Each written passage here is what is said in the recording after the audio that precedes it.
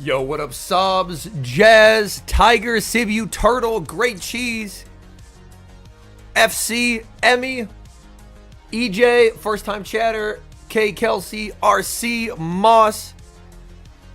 Yo, Moss, I might be unk, but I do actually understand that reference. Yo, what up, Alpha? Welcome in. I figured it's been a bit since I played some actual GBL on stream, right? I might try turning the Twitch noti off and on, Tiger, and see if that helps. I found sometimes that can be beneficial.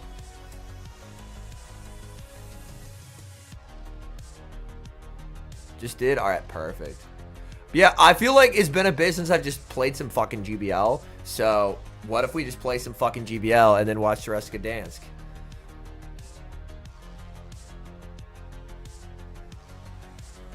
Yo, what up, Jack? Welcome in. Pep, say yes. Zard, Fletcher. Oh my goodness. Hopefully the Basties stay away. Yo, what up, the final boss? Yo, what up, Renee?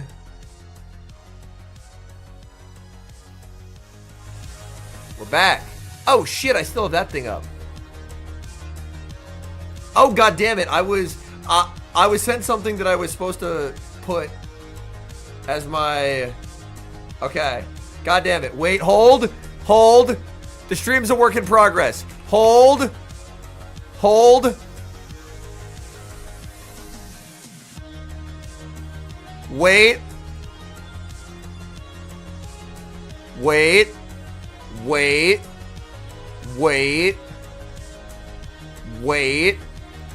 Wait.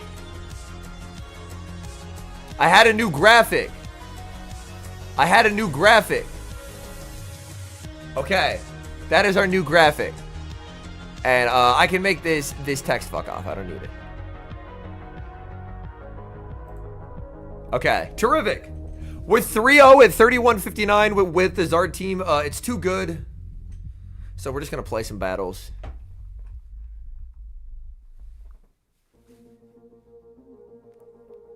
Yeah, we are filing claims at the We're Back department today because I'm actually playing to go Battle League on stream. Like, the tough thing is like weekends are like the perfect time to stream Go Battle League, but then there's often regionals. So then I'm just like, shit, I'll just do the regional.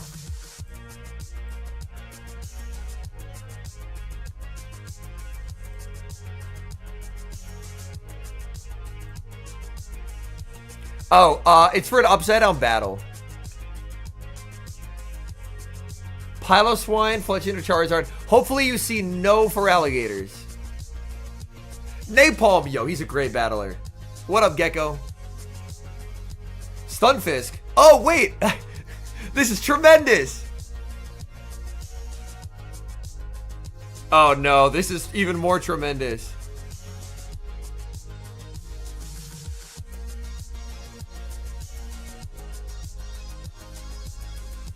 Yeah, this is incredible news.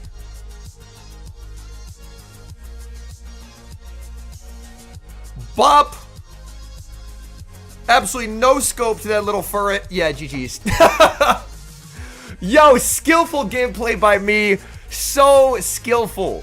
Clearly just an outplay. The better battler won. I would hold off for now, Crush. And see if you can get a better one in a lucky trade, maybe. Because lucky trades are really good for stuff like that. Alright, that might be 32s because we're 4-0. That might be 32s. Maybe. Yeah, Furrets have high incentive to let it go, so you can just rip a CC at their faces. Yeah, yeah, Renee, exactly. It was a very tragic set of circumstances.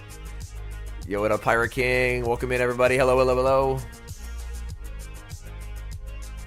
I still don't have a pop filter.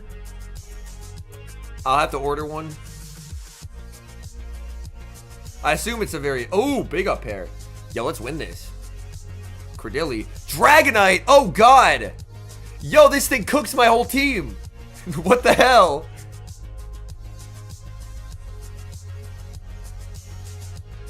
5. Okay. I do want to shield this. Okay. I should win cap over the M.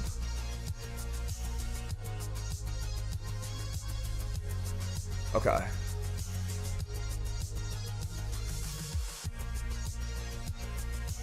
Bang. This is good. This is good. So they're on 1. They let it go. That's great.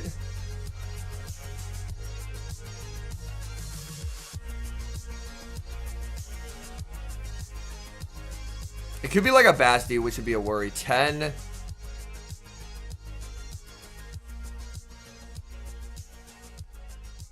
$17. I always have to let this go. If it was Scizor, they would have brought it in. Yeah, they always full send. That's bad. That's bad. Damn it. I really needed to hold on, but I have a really shit Credilli.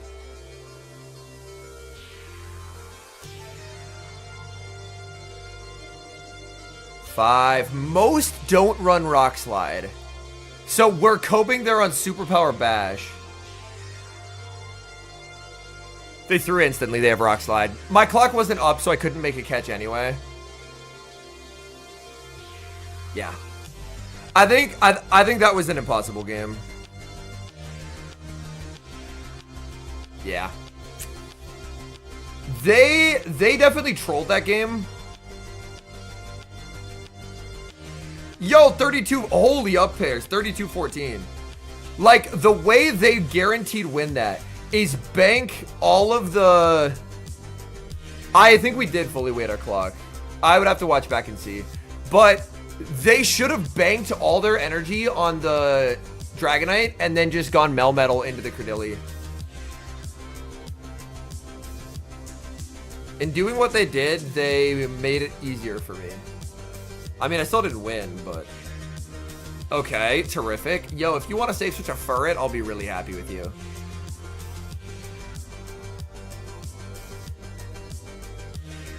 They're staying, okay. They do win 2s, but I'm just never playing 2s.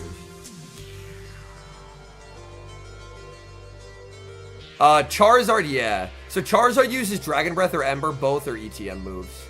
4 fast moves. Yeah, I'm just never shielding this Pokemon. Yo, what a pack battle. Welcome in, everybody. Hello, hello.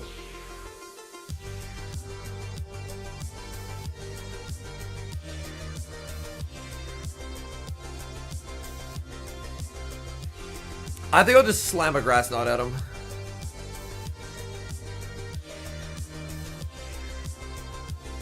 Okay.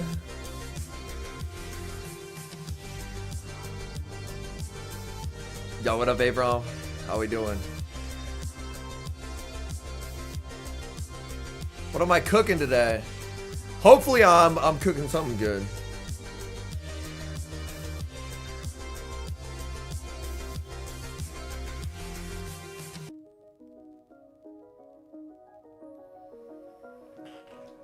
Okay. I really need like a cap tie here.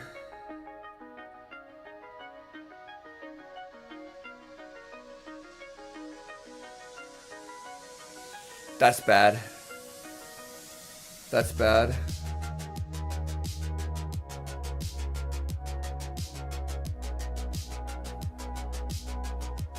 Wait, did he throw a move?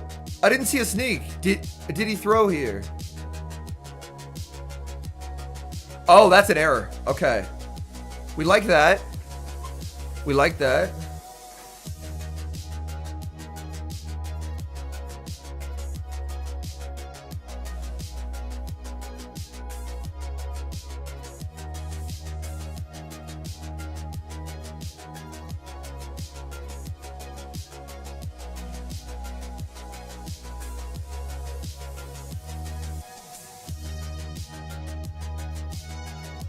Okay.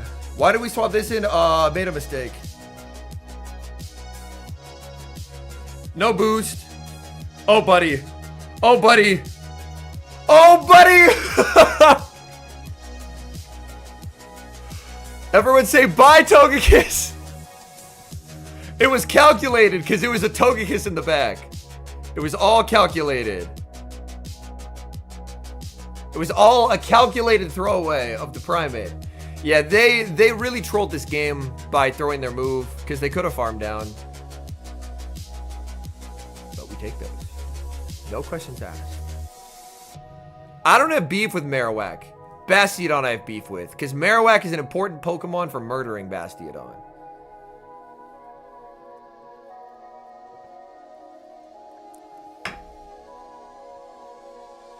And we like sad Bastiodons.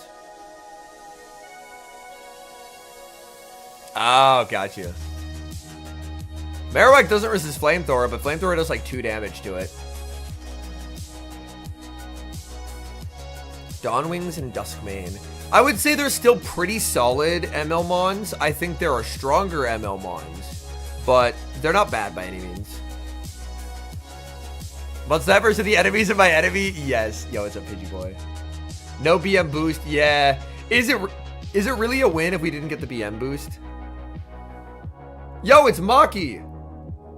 I shoutcasted him. Yeah, so he's going to have a Fearow and a Toucannon in the back.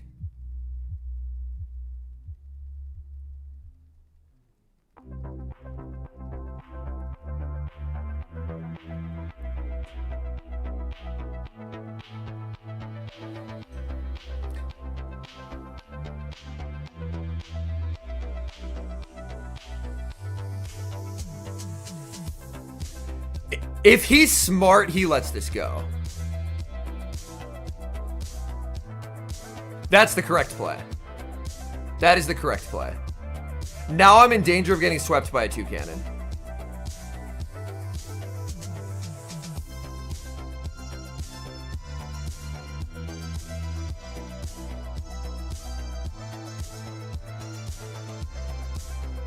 Yeah, I think I just lose this.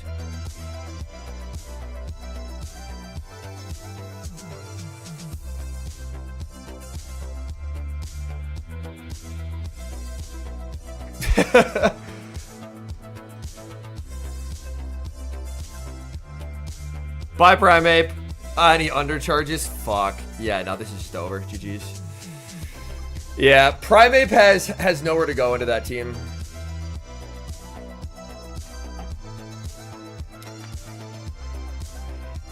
So basically, it's awkward as like into a Fisk Flyer Core as the Credilli, because if you no shield and they shield, then you're shielding a debuffed move, and you let the non-debuffed move through. But if you end up shielding and they no shield, then it's awkward. So what I should have done into him is just let it go.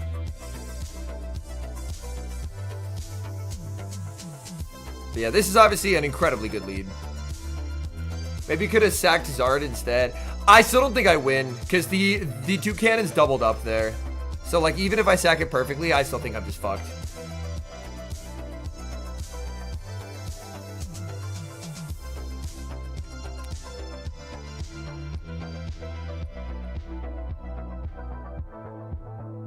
This doesn't kill me, so...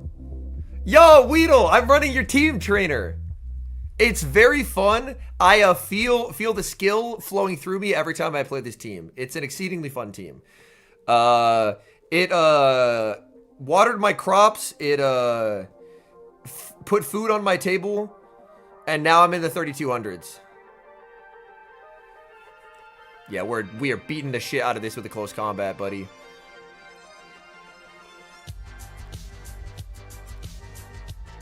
Bop. Good night.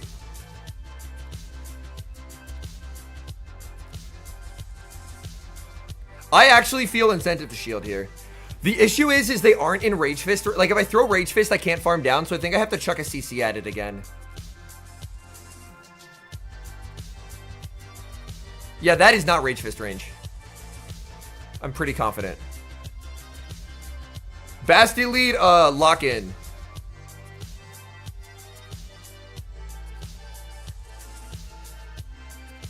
Fuck, okay. This is obviously very bad.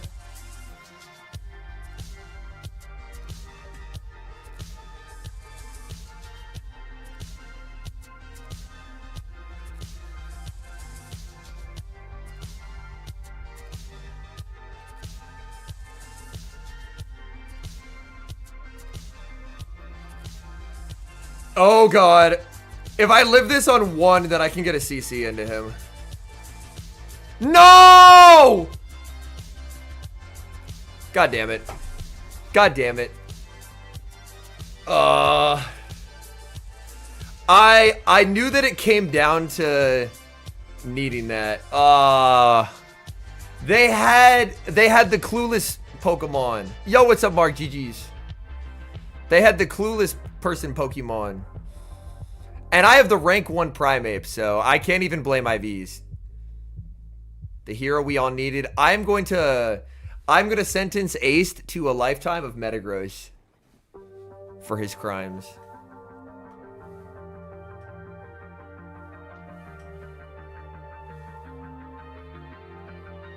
Primeape needs a nerf? No. It already isn't really played that much. The 115-15, that sounds right, yeah. I get such, like, I run pretty garbage IVs on every mon, but that calm day, I was fucking blessed.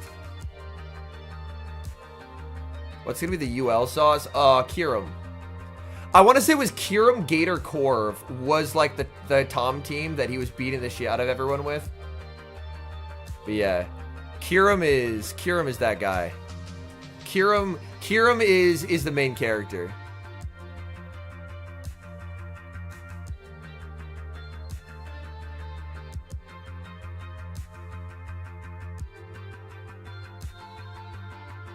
Yo, I remember that mixing, yeah.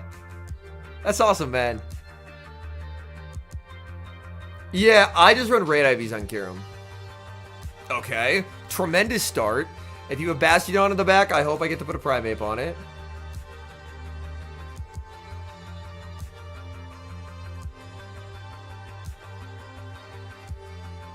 This is very cooked. Because there's a Basti, right?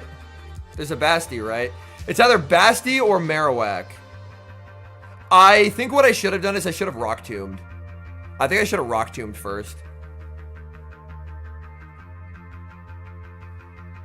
I think I'm gonna Rock Tomb next. Because my plan is just stay in and win alignment.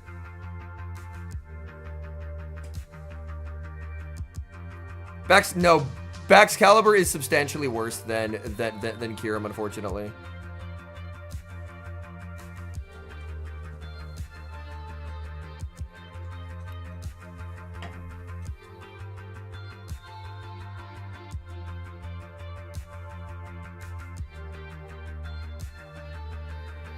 I'm gonna have to, oh, god damn it.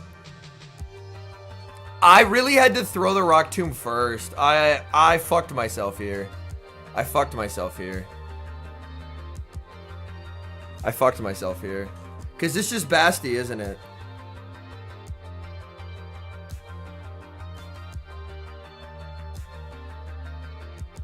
I'm so depressed, man. We play to the, it's Marowak Con. God damn it. If it's Marowak, I still have a shot.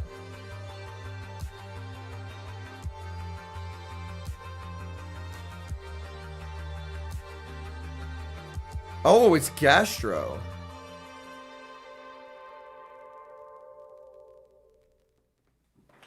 Okay. Weird. Marowak would have been substantially better here. Because obviously they have a fire resist. 6. That's 7.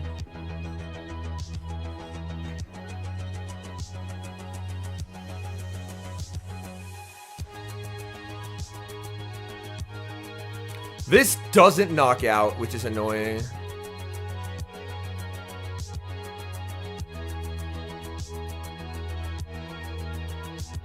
He didn't know that it didn't knock out? Is it 8?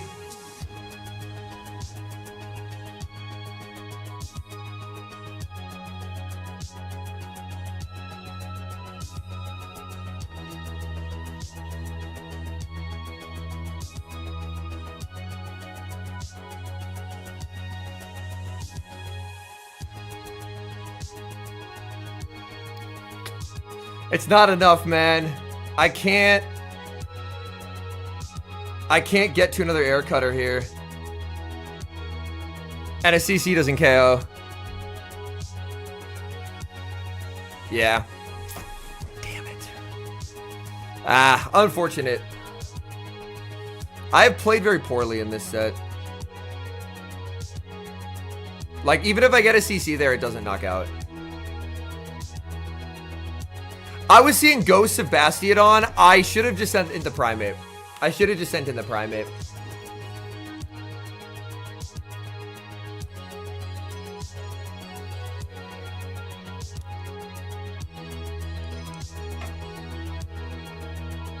But Steelix, like, Steelix put in way too much work there. I'm more used to the Shadow Steelix matchup. The regular Steelix being able to live the 2 Grass Knots in the Rock Tomb was unexpected to me. I haven't really played against the regular.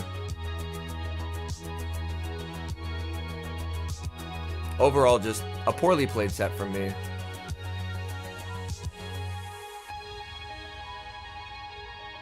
Was that Will aced? I didn't see who I queued into. That was not Will. I was gonna say, if it's Will, I assume it's Wiggles and Steelix every time, and probably a slapper. Because Will doesn't play Basti.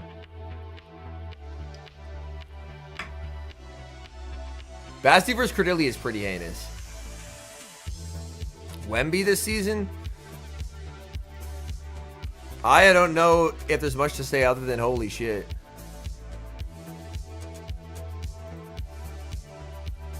Snipeable. No, Nerf Red Pardos.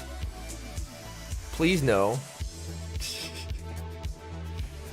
I think I'll finish this set and then I'll do Gdansk watching.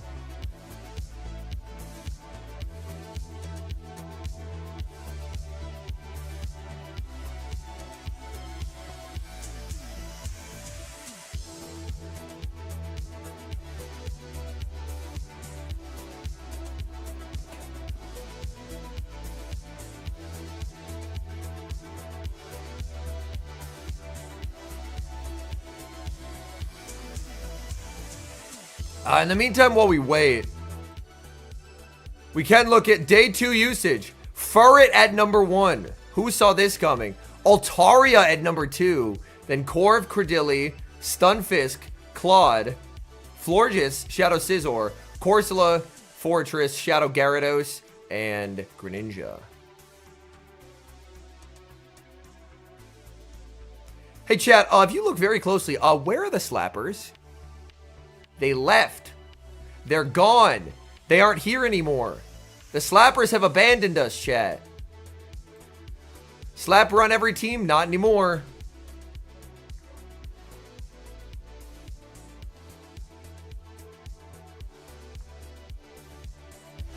The slappers have left us.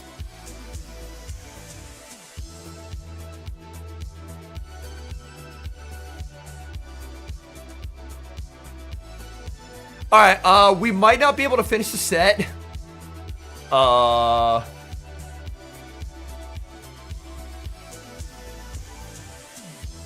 Someone said prime Bastiodon environment? No. Bastiodon is pretty bad.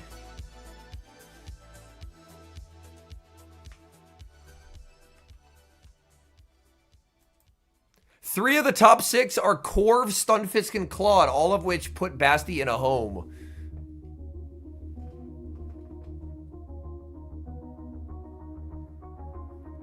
Yeah, the Smackdown nerf in December is gonna hit like crack cocaine, I'll tell you that. It's gonna hit like crack cocaine. Oh, we got a game? Okay. Nava. Okay, very good Indian battler. Let's see if we can not troll. It'd be super sick if we could not troll this game. Because we've trolled a lot of games on stream so far. My Credilli's pretty bad, so I usually win cap.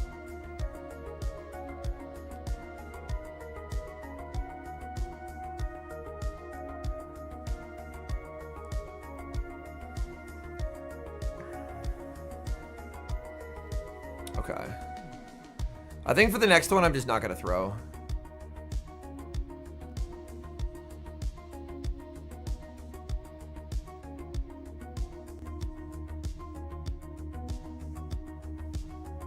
Did we cap? That's very funny. That's very funny, actually.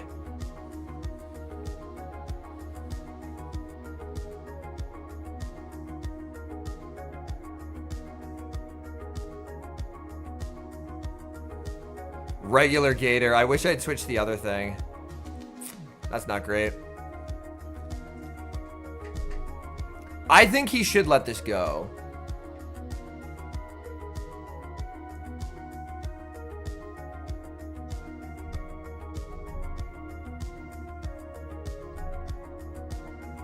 Yeah.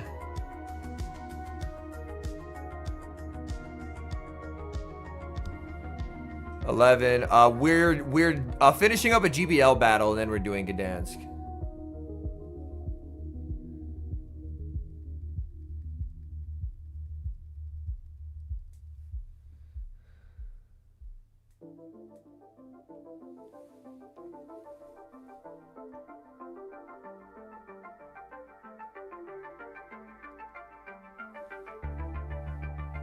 Okay. It is non-copyright music, so I should be safe. All right.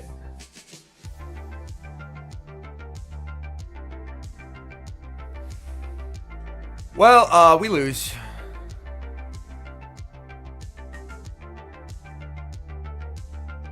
I don't think Charger Bug is good, but it beats me, so. That's all it has to do, right? That's all it has to do.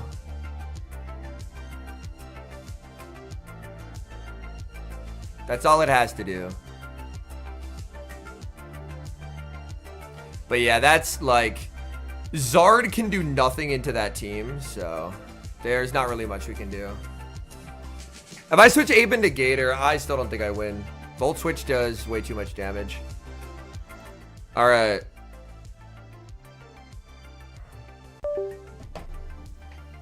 Shall we Gdansk?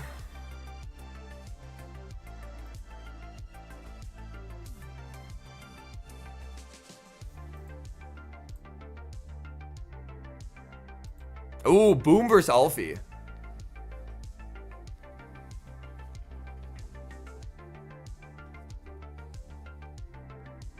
So we've seen their teams. Alfie's making an unusual choice to run Jellicent. Boom won his first ever tournament, top 8 at his second, is a favorite at any tournament he shows up to.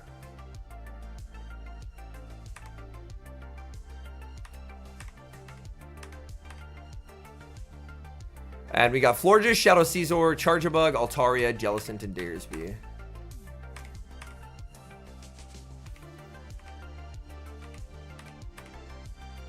Okay. Furret into Altaria. This is a winning lead for the Altaria. In the back, if shields go down, ult is really good for Boom in the back. Because ult obviously bullies the shit out of Charjabug, and shields down obviously murders the hell out of Caesar, so...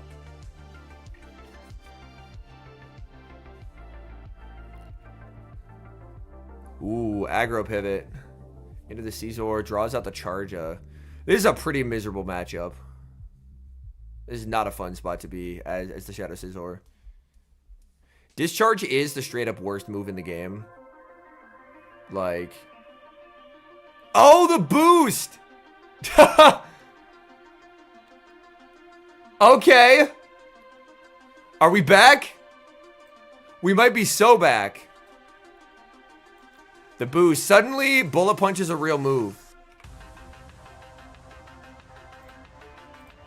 Suddenly, Bullet Punch is a real move. Takes the knockout.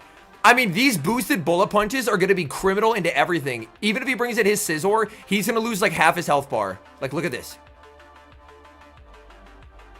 Like, oh my heavens. Where did all of his Scizor go? Another boost? 2 boosts.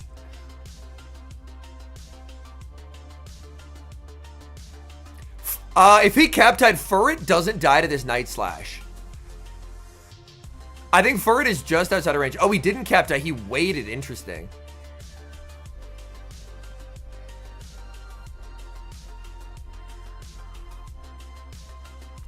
Getting a little bit of DB damage onto the Furret will help.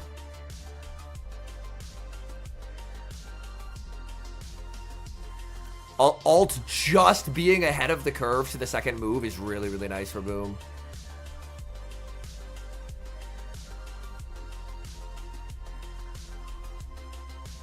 Yeah, and he has to let this go.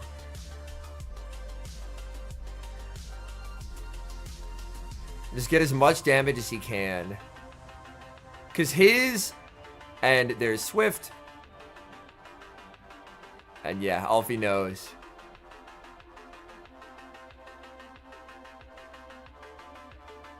Because he has a move, but it's not... He has a shield. You need two. Okay, game 1 to Boom. Obviously, the mid-game boost, very beneficial. But... Worked out. Increased quality. It's in HD. It's in HD. So it should be good quality. I can increase the size of this, and then I'll just have to resize the... I'll have to resize the window capture. But...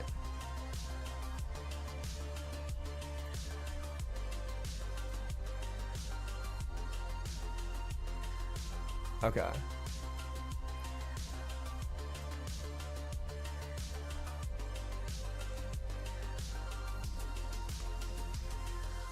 Okay, there we go.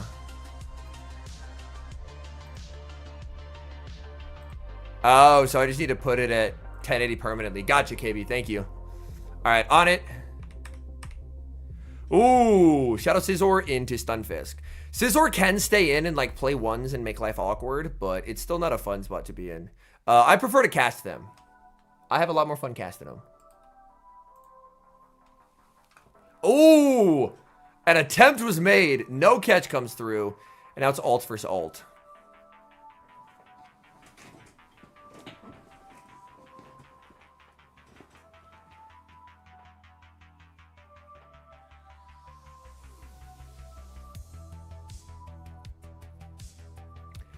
You really see the effect of the Dragon Breath rework in matchups like Altaria Mirror, Altaria versus Euphis, because the Dragon Breaths just don't do any damage.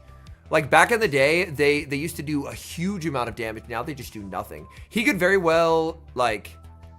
He should be able to get a full farm down, but if Alfie wants to get aggressive, if Alfie's clock is up and can snipe with the Night Slash, that would be a really nice play. No snipe. Okay, interesting. I mean, Scizor can still cap tie. Oh, goes Florges to absorb energy. Interesting.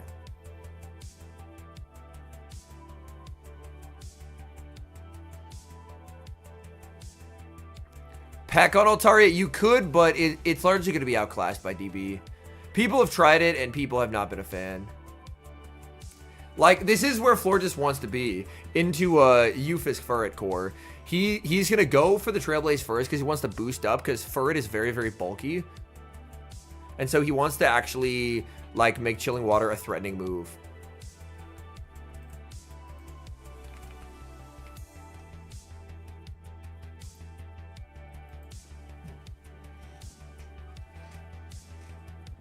Another Trailblaze. And he just says, I don't die to this. Trailblaze is the harder hitting move. But he's just saying that he just straight up doesn't die to it.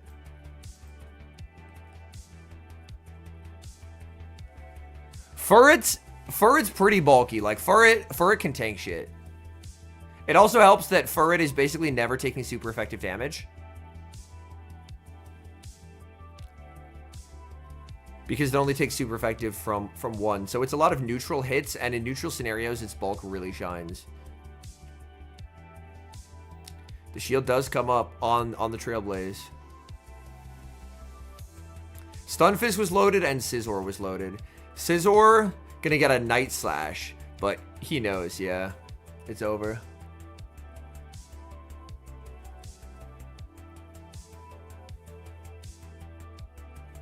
Yeah.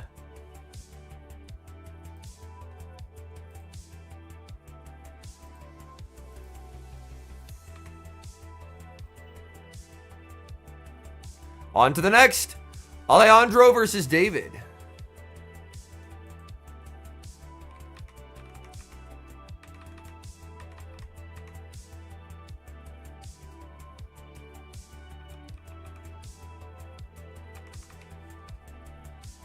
Okay. All right. Here we go. Game number 1. Shadow Scizor into the Stunfisk. Okay. Acid is just far superior in any neutral matchup. Like, Bullet Seed makes you very one-dimensional, and you have lose cons into flyers. Whereas with Acid, you just beat the flyers. Flamethrower is too valuable to give up, and you need Sky Attack for pacing. By giving up Sky Attack, you would basically toss all of Altaria's neutrals out in exchange for just a better performance in the mirror.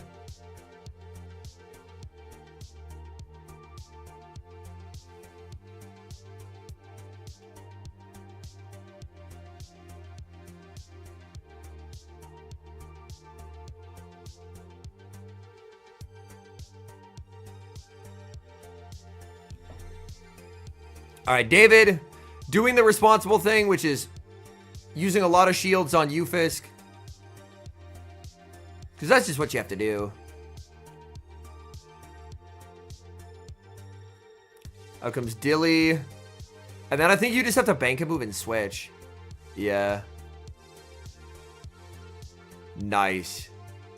Nice. Nice. Because you would get absolutely, like, steamrolled by the Molt. But now that you bank a move and switch out, that's really, really well played by David. David set himself up really, really well.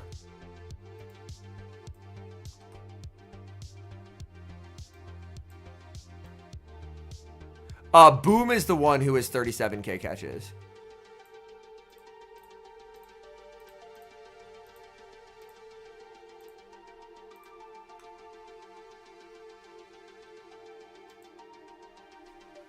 There's the Stunfisk, taking the knockout, and then it's just Shadow Scizor smacking things.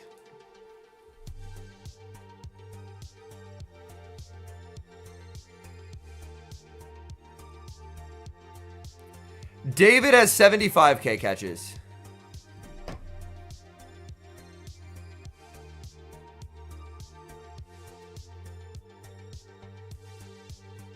Captai here. Yeah, nice. Very, very nice.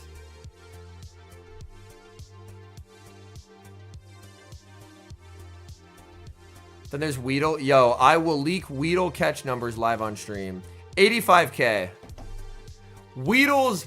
Hey, Weedle's been catching. Weedle's almost to 100k. Respect Weedle. Respect Weedle. Wait, hold on a second. Oh, no. I was going to say, if he didn't cap tie the Scizor, could he have cap tied? But nah, he got farmed. You do have more than David, yes. If he lived 5 Thundershocks, then he threw the game by cap tying.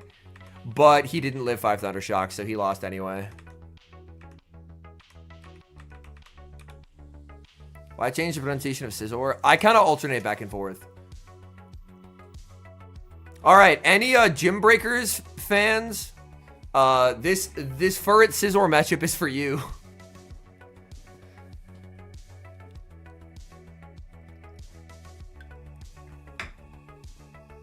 The intricacies of the Furret Scizor matchup. Where do you get the catch numbers from? They're all on my friends list. They're all on my friends list. I am lucky enough that even though I am like the worst gifter alive, a lot of cool people still keep me on their friends list. And by that I mean I never send unless I'm at a tournament. He double shields for Switch. Oh, that loses him the game instantly. If there's a Scizor in the back, and there's a Scizor in the back. Well, Weedle, we get enough interactions off of GBL that we're pretty okay. We are pretty okay just off of GBL.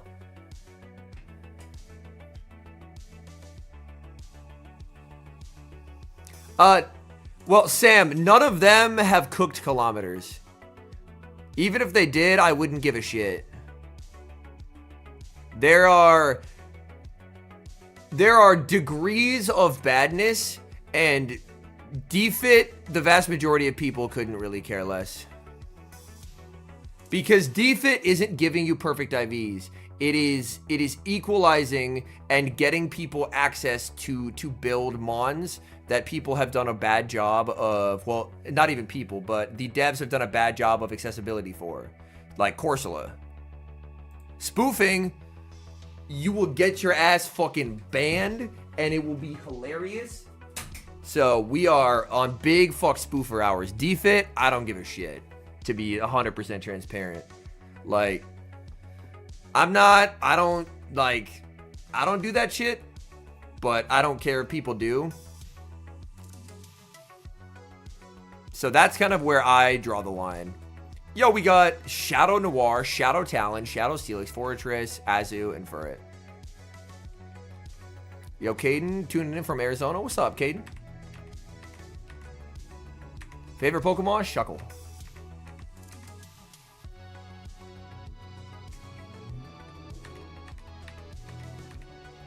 And Bar has Gator and Panda. Ooh, Gator Azu.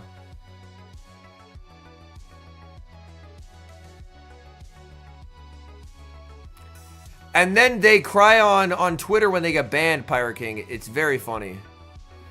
Yo, do not let this man catch a play rough on Claude. Do not let him pull the Sceptile Ice play on you. Do not let him pull the Sceptile Ice play on you. No, Howie! Howie, no! No, man! Oh, no.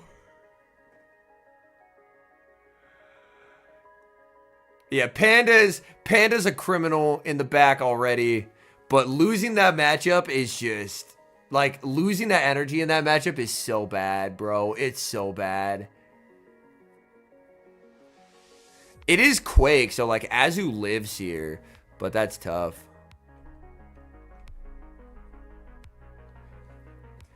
So, in the Show 6 meta, people prefer Bug Bite, because Credilli is, like, the most used mon. In certain limited cups, Volt Switch can be better. Or certain, like, Blind 3s teams, Volt Switch can be preferred. That is a nice way to, like, ramp up pressure on the Noir. I like that aggressive play. Howie's been very good for a very long time. So I'm happy to see him in a group finals.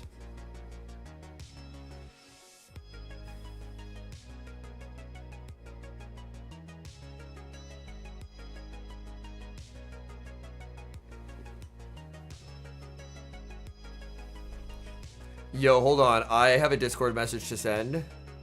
But I mean, he is getting panded, so like the writing's on the wall in this one.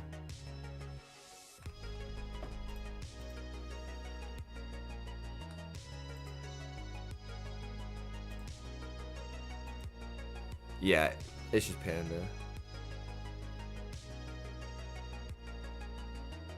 God damn it. Okay, I got it. I did not Ajisu, no.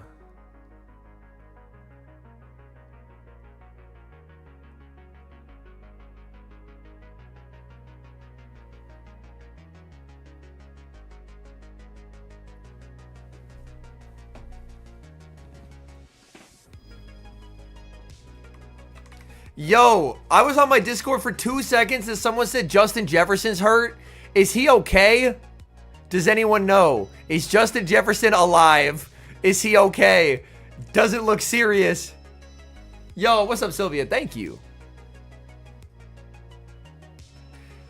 Vikings star wide receiver Justin Jefferson. I just got a Discord notification saying that he was like down, which means he was hurt. Just got up walking. Okay. Like, he can be out for the game, that's fine, but I just want to make sure that, like, long term he's okay. Yeah, I'm happy that he got up walking. I'm happy he got up walking. Yo, Pathos, ball knower.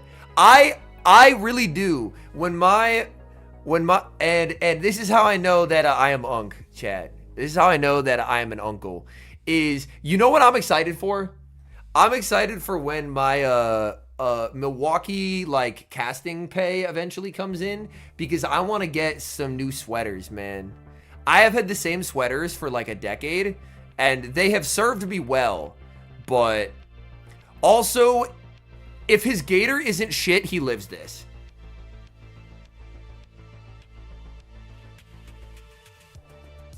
Regular gator, baby. Like, I won't go too crazy, but like two, three sweaters could be a nice addition. Because the vast majority of my sweaters are from college. And that was a decade ago. Aging? I am aging, Pirate King. I am aging. There's a wool sweater on sale at J. Crew. Oh, that sounds divine in the winter. I really need to up my sweater game.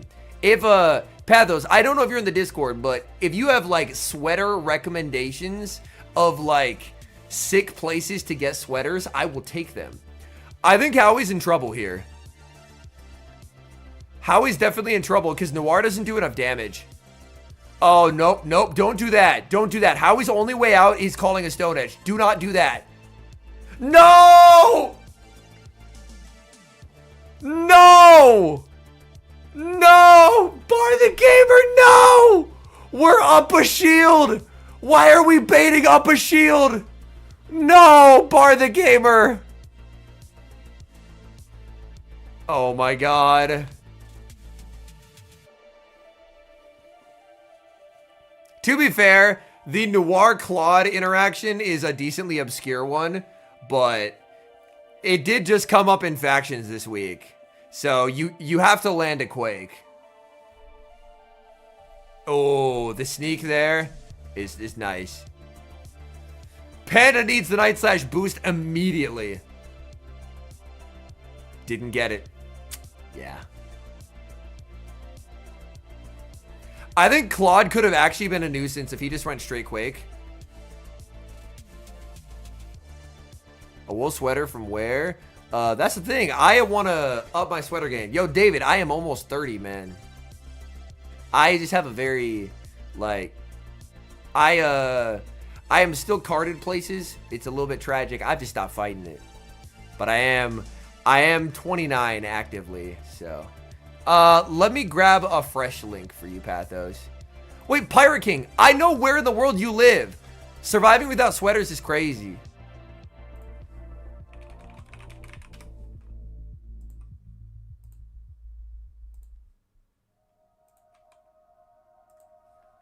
All right, Pathos, try that link.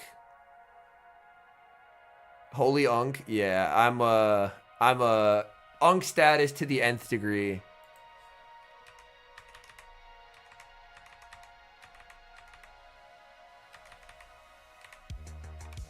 Oh, as it would Panda again.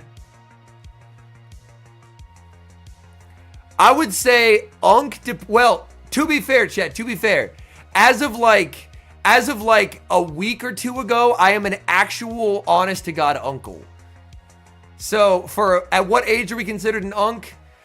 I have a nephew. Vincent, I have a nephew. I am unk. I am unk. Oh, no. He Stone Edged again. I have a nephew. I am unk. I have an actual, not even by the, like, colloquial definition, by the actual definition. I am an uncle. I have a little nephew. Why did you ban me from AJ's chat for a few minutes? Purely for the bit, basically. Whenever I'm given any form of power in a Twitch chat, I have to immediately inform the person that doing so was a colossal fuck up, and the easiest way to do that is just to ban people. Thank you, Vincent. I appreciate you. Gator. Ooh, Noir. 2 Shadow Claws, lives that shit. Dynamic Punch, big damage.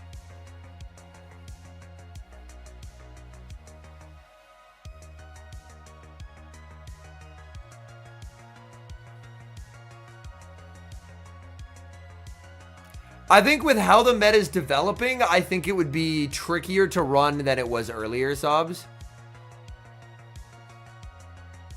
Just because certain meta trends, like, I don't think favor it as much, but because I can't imagine the Corsola matchup is super good. And like there's like water types rising, which is uncomfortable too.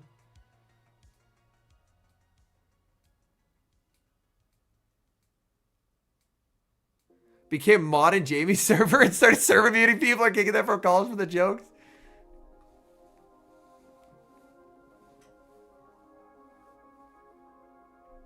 Yeah, the fastest mod speed run that I ever had was in Marto's chat. I said, Marto, if you mod me, I will ban Dolph. And Marto thought it was funny and modded me, and then I immediately banned Dolph, and he was like, what the fuck, dude? And I was like, Marto, I said, if you mod me, I will ban Dolph. That's the only thing I want to do when I'm mod. So I banned Dolph, and then immediately got mod taken away. And he just needs a double up that he can never get. Howie, let's go.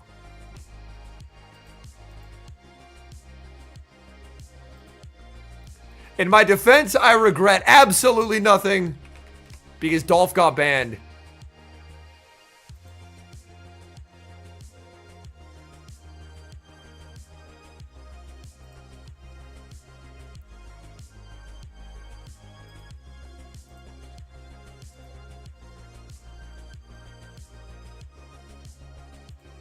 Okay. Ooh, Palasha. Shadow Gary, Stunfisk, Fortress, Furret, Florges, Credilli. A very cool team. Empoleon, Shadow Malamar, Altaria, Claude, Furret, Credilli. Bro, yo, look at this. This is 2 GBL lines. This is 2 GBL lines. Yeah, EQ does substantially more to Shadow Noir. It is straight up 2 GBL lines. Uh-oh. Oh, Ford to Dilly. Terrible lead for Tenante. The save switch into Claude. Answer with the Shadow Gary. Let's see what Shadow Gary can do, man. Shadow Gary. It is all going to be about taking advantage of its incredibly fast pacing to try and catch back up. In my defense, I'll fucking do it again. Yes. Yeah, like, the best advantage Claude is going to get is just by no shielding and hoping it can make another Stone Edge here. It can't without shielding.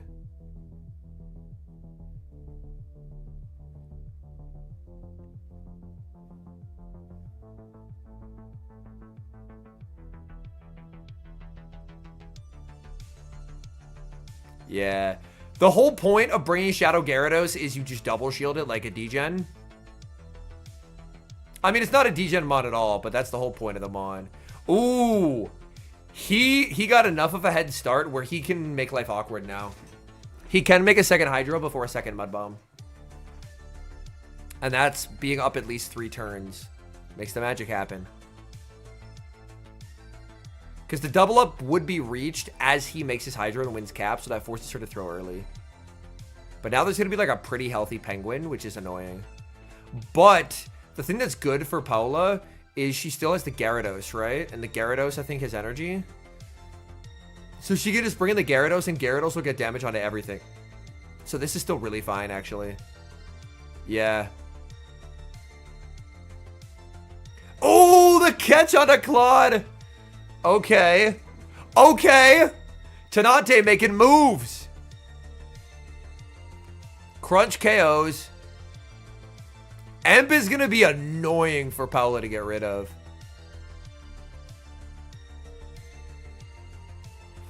The counting. The counting. The counting. I think Paula still has this, but it's going to be very, very close.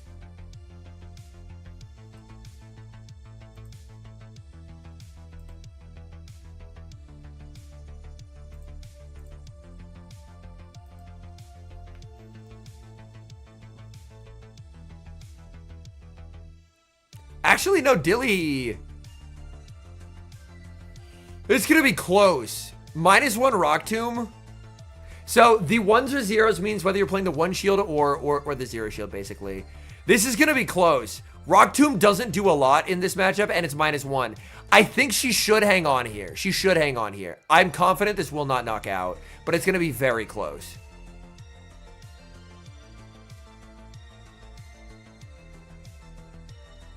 Oh my goodness! Oh my goodness, the farm down! Does Sand Tomb knock out, though? Sand Tomb's a really bad move, and it's -1. Someone died.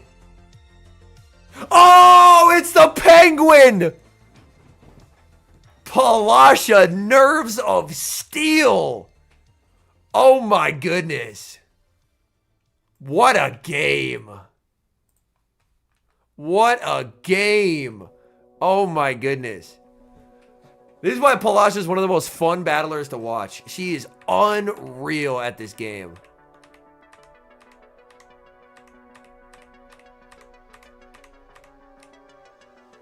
Stunfisk into Credilli. Not where you want to be. She might just save switch the Gary low key. Yeah.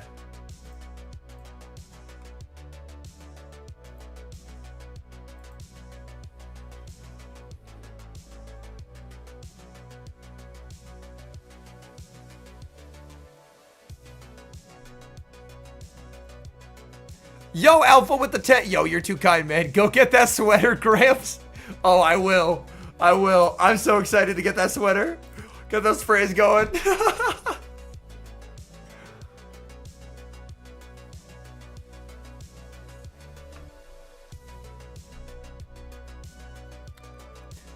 The funniest reason someone can be a YouTube mod is just because I know they're going to cause chaos.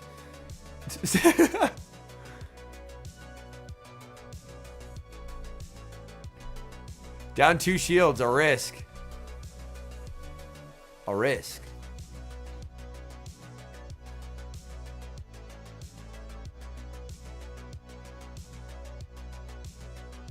Oh, he hydroed. He hydroed expecting it. Tenante. Okay. Okay. Holy shit, dude. Nah. He's fucking come to play. He's come to play. This is a good series. This is a good ass series. All this does is give the Gyarados farm though, which is scary as shit. Undercharge, it'll still knock out. But I think you take Gary farm because like the best hope is Gary, right? Because you'll get more TBs than bug bites. Yeah. Yeah, like that's half an Aqua Tail already. The awkward thing for Tenante is there's not a lot of fast food pressure here. Claude murders for it though. Now, how well has he been counting? He shields. He hydros again, yes. Lone Star 42, yo. I hope you're doing well, man. Thanks for tuning in. Thanks for the 42. That's crazy. Yeah, Hydro would have knocked out Gyarados as well, but that's why it's such a heads-up play. Is because if you know both moves KO, you throw the move to cover for the catch. But yeah, Sand Tombs aren't doing shit here.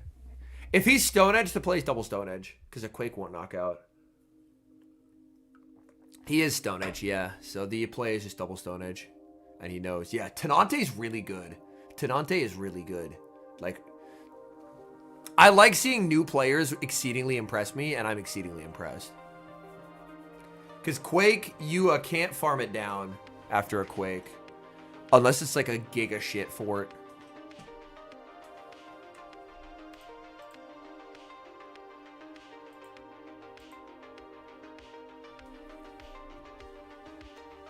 In comes Gary. Does Tail just knock this out? I assume no. Oh my god, it does. Oh my god. Oh my. She made that so close. She made that so close. Yo, Tenante. No. Don't say that shit. Don't say that shit, man. From the moment you were on stream day one, Like, I think the VOD's up somewhere. I was like, holy shit, who the fuck is this guy? You've been playing so clean. Do not sell yourself short. It is, I would argue it is difficult to have someone like immediately impress me. Your gameplay instantly impressed me. Please do not sell yourself short. You're an amazing battler. You're an amazing battler.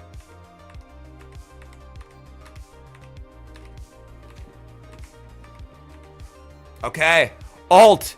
Into the Fisk. All right, chat.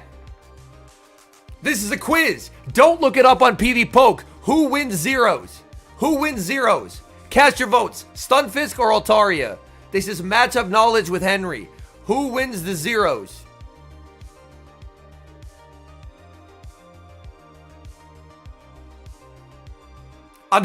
This is interesting. Everyone on YouTube said Alt.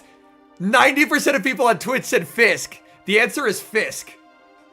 The answer is Fisk because two flamethrowers and all the Dragon Breaths do not KO Fisk. Fisk gets to a third discharge and it wins zeros.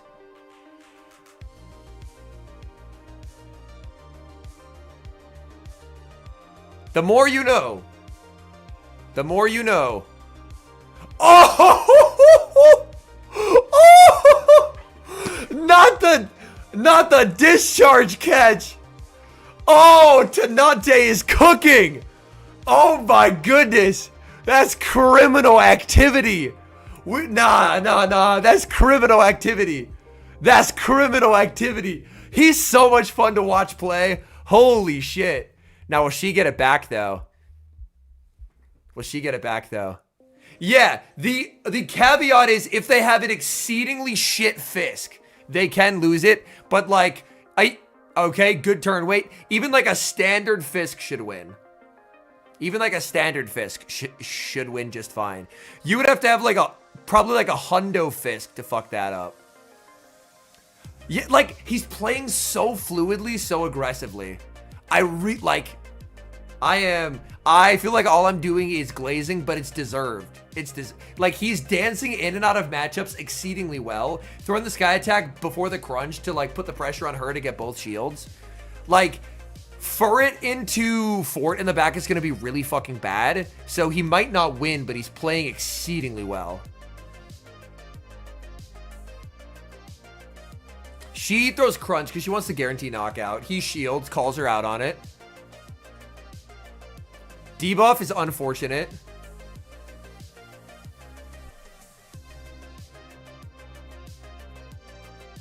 Alt can win zeros with a DB breakpoint. Interesting. I know there's a DB breakpoint into Claude. I didn't know there was one into Stunfisk as well. So that's good info to have. Because I know Alt into Claude is actually super fine. Do you get farmed here? Banks the sky attack.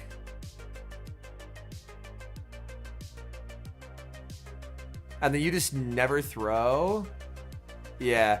I think never throwing here is fine because you're gonna need the Furret farm, but this is tough. Paula should win this. It's not gonna be by much though. Although Bug Bite might even snipe down the ult.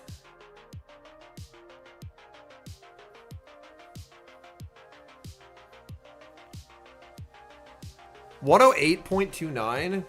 Oh, that's like... So that's a super attack weighted. That's super attack weighted. Oh no, Pyro King. That's unfortunate. We're going TB for extra damage.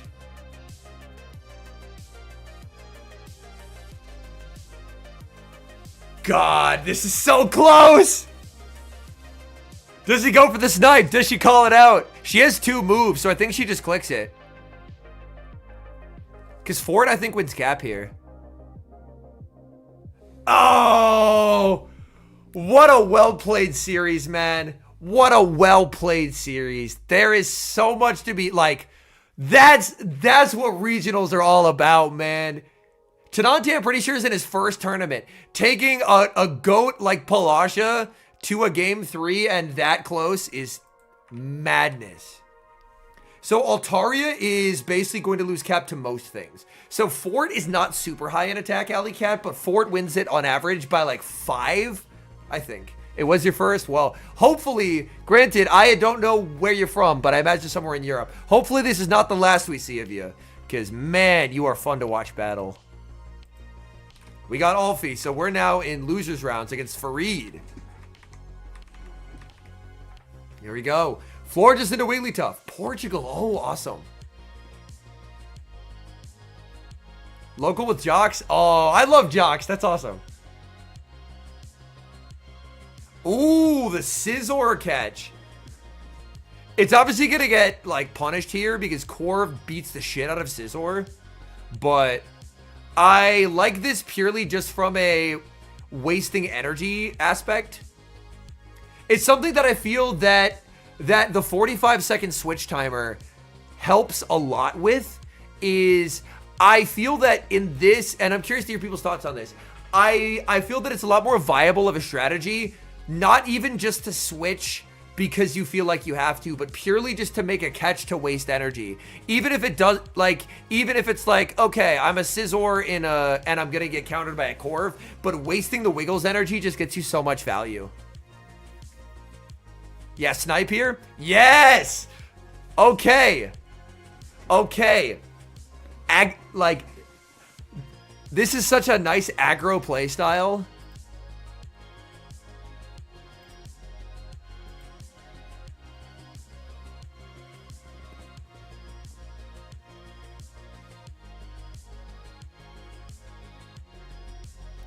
Back in comes Wiggles. He gets another. Yo, what's up, Tara?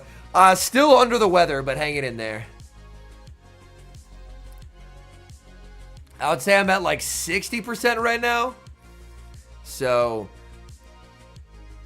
not amazing, but over 50% we'll take. Ooh, okay. The Corv has energy, and the Ape's gonna get to energy.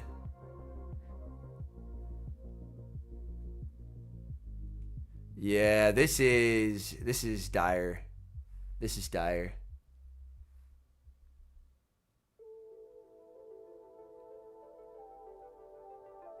You almost have to throw your discharge. Oh, the catch? Interesting.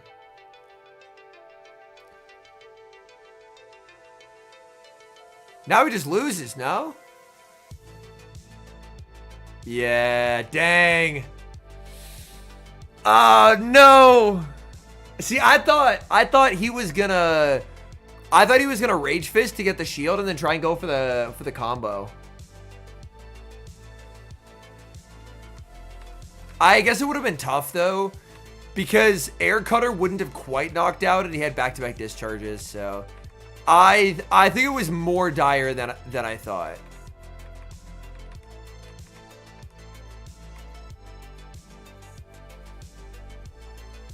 Ooh. Dilly Florges.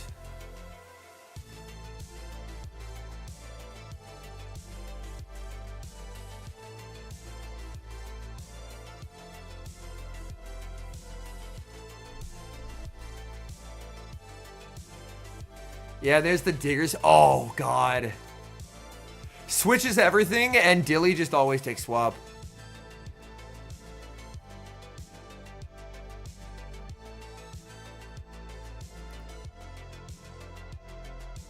Oh!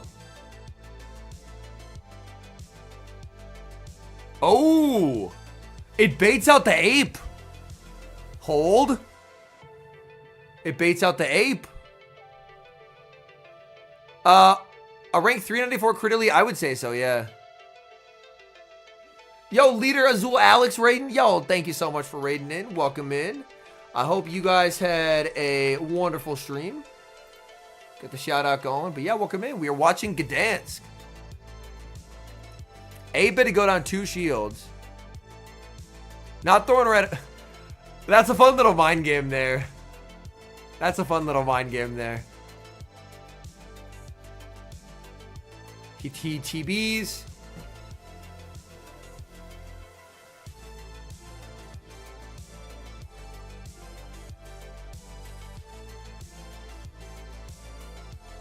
TB does more. And then now we'll find out Fareed's Corviknight IVs.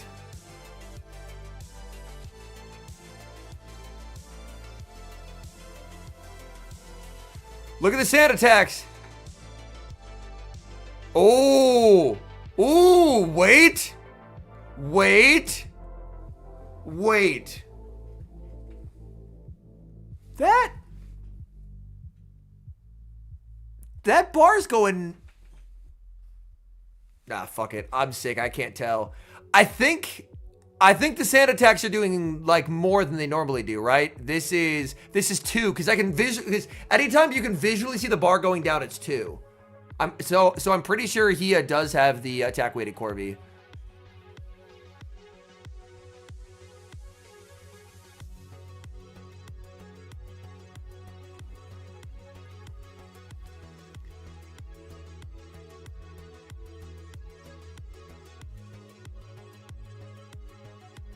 Oh, no, he didn't get the catch. What, sand attack? No, he doesn't get the sand attack.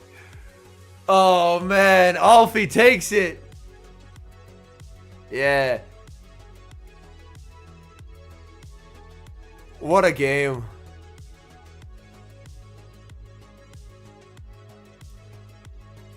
Okay, Alejandro versus Stone Collection. The Gyarados. Ooh, for it into Stunfisk.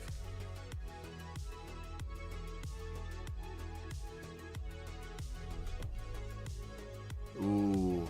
Goalie time. He doesn't even throw right away. Interesting.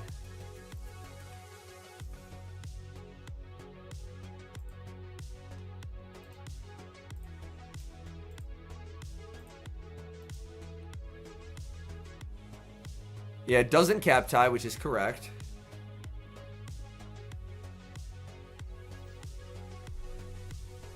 Alejandro's entire line is so weak to the goalie.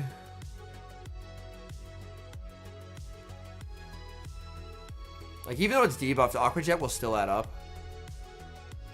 It's the Molt in the back, and it's gonna get fisked. Ouch. Ouch. Yeah, it was a great series. It was a great series.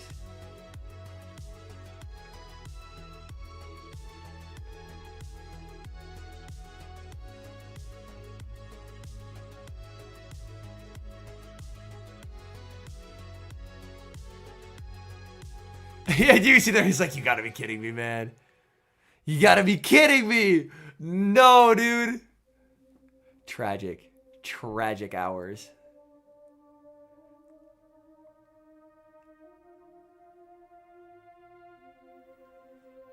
Yeah, there's hardly a more frustrating feeling than this matchup. Because you're like, yo, my sucker punches.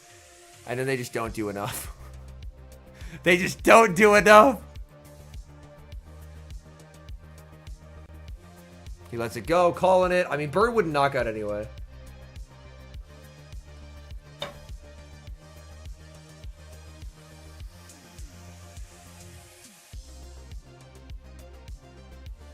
He will shield this. Does he go for a swap? Oh, he tried it. He tried it. But he just banks. Yeah, and he knows it's over. We saw some people try Payback. And, like, Payback was on the winning team.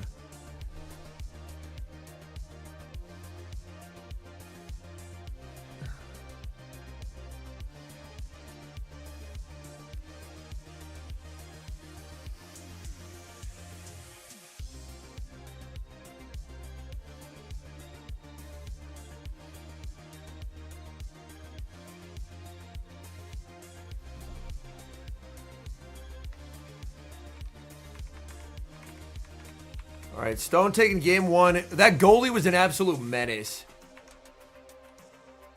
Corsola into Stunfisk. Not a fun matchup, but I was going to say, if Corsola's on the lead, goalie's going to be cooking in the back. And it is. It is cooking in the back. Goalie is nuts in the back.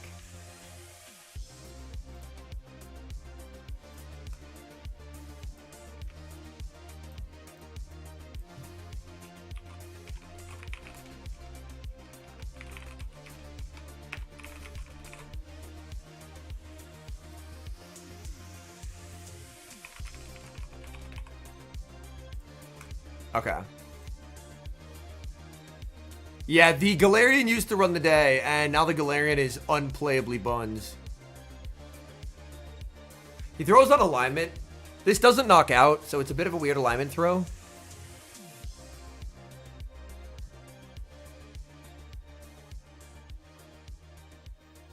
Do you just goalie this man now? And just say, you don't have a goalie check? I think you just goalie this man. He doesn't. Interesting. So he probably takes the fur farm then. Ooh. Goalie's going to have to put in a shift here because it's down energy. This could get a little bit spooky. This could get a little bit spooky.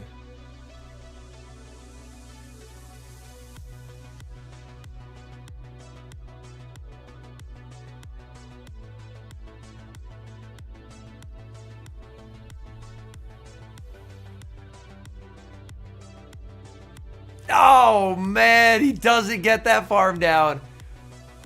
Goalie shambles.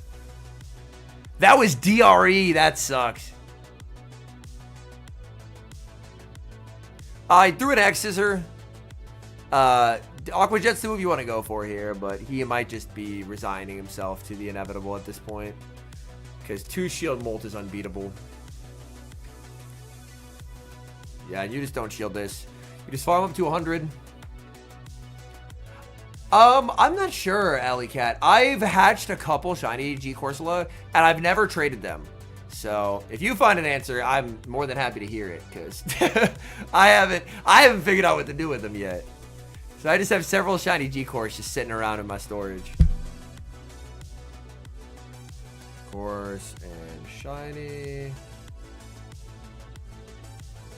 And Gala, yeah, I got 2 of them. Just sitting around.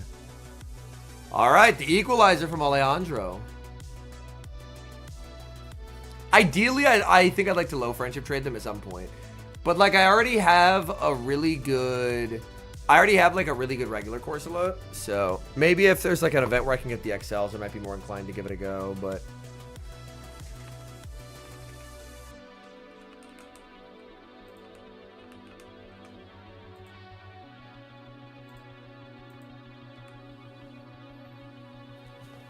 goalie time.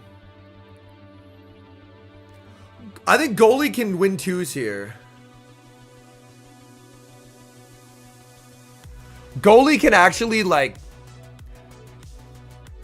goalie does things here. Goalie can make it weird.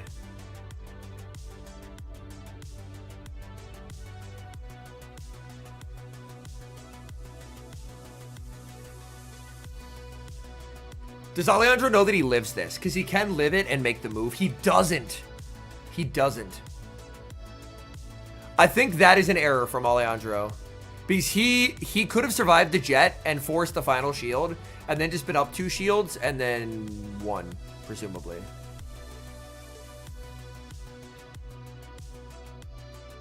Whereas now, this is just a pacing masterclass from Golisopod. He lets it go. So switch is flipped. Whatever he brings in, goalie's getting to a move against, because I think goalie's 4 off here. Yeah. So goalie gets there. Can even throw on good timing.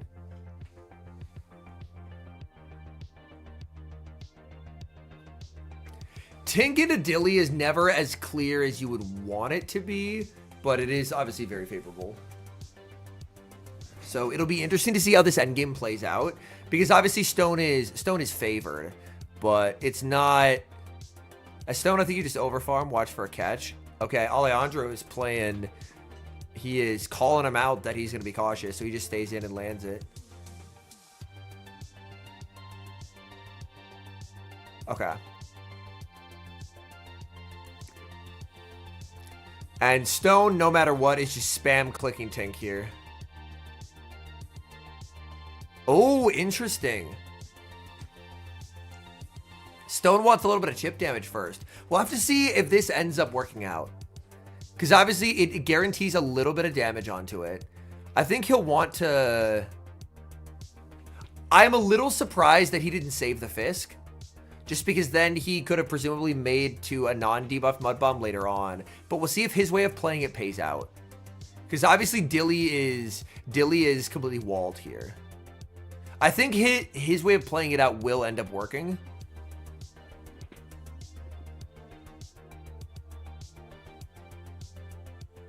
It is a different line to what I saw, but I think it will work.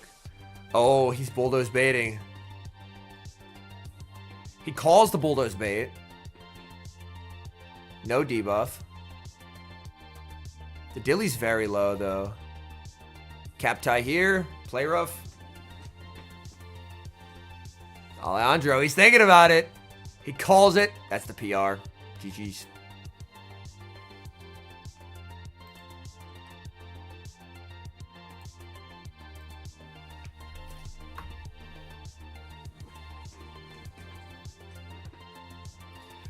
I'm always intrigued when I see people see an endgame a different way than I saw it and then play it out. Just because that way you get to see different lines and like expand your way of viewing a game. Even if you shield, Stone just gets the other one. Yeah, exactly. Like there isn't like, all it did was just end the game slightly faster. Also, welcome in, Shira. All right, we got Bar versus Colin. Bar rocking the Panda, Colin rocking the Emp ult. Corvin to Corsola, okay. This has to be really worrying for Colin, even though this is a good lead. Because if you see a Corsola, you know your Furret is fucked in the back. Like, you know there's, like, what is your Furret gonna do? You know your Furret's gonna be in a ton of trouble. The good news is ult is insane into Bar the Gamer's backline. Panda can kind of hold its own, but it's still not like a super fun time. Does Colin invest? No, he lets it go. And there's the ult. Oh! Yeah, this is so dominant for ult. So dominant for ult. Wait, really, Executor? What's happening? I'm not watching, obviously. Yo, what's up, FL and Dream? Welcome in. Yeah, I would say I'm about at 60%, but I think that being able to watch back these regionals and learn from the battlers is a very important thing. So even though I'm still not at like 100%, I still wanted to go live and like still play some battles, watch some battles, and, you know, just hang out. I will not be responsible for the amount of scolding I will do if we pull off this upset. I don't think it's going to happen. Don't get me wrong. I'm very confident we're going to blow it. I'm very confident we're going to blow it. But it'd be pretty cool if we didn't. I don't know what the score is. I'm not watching. I don't even really want to know what the score is. But I trust that they will find a way to blow it because the Lions have just had our fucking number, man. We cannot escape them. Mudslap is actually Mudslap and Dilly both. I mean, granted, these teams have Dilly, but Mudslap and Dilly are like decreasing in usage a ton just because people are realizing that everyone is running like, look at how these teams are structured. They're structured very heavily to try and dissuade slap usage. Oh, the boost! And I believe there was a catch. Hold on, let me go back. Night Slash. And oh, he tried to snipe him. He tried to snipe him. He tried to snipe him. Oh no! Uh-oh. No snipe for you, Colin.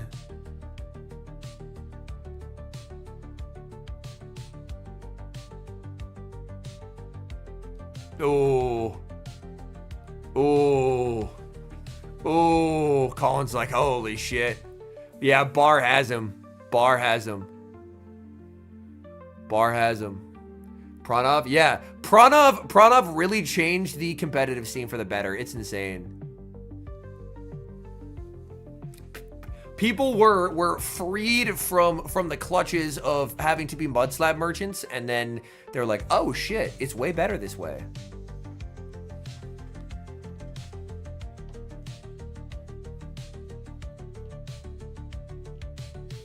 Swift lands, but he just can't farm down and he gets CC'd. Yeah. Colin down game 1.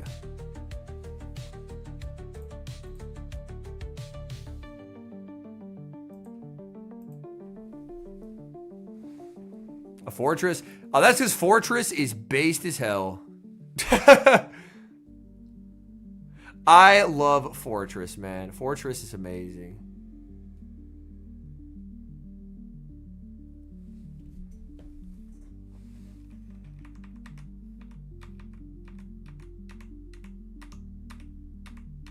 I haven't played Fort as much, but it's definitely a comfort pick of like, if I don't know what to run, I can... Fuck! I hit the wrong button! Chat, I hit the wrong button. I gotta save it. God damn it, man. Okay, Stone Alejandro. Okay, we're back. We're back. We're back. I'm trying to fast forward, but the button that just takes you to the start is right next to it. That's awesome, Arch, yeah.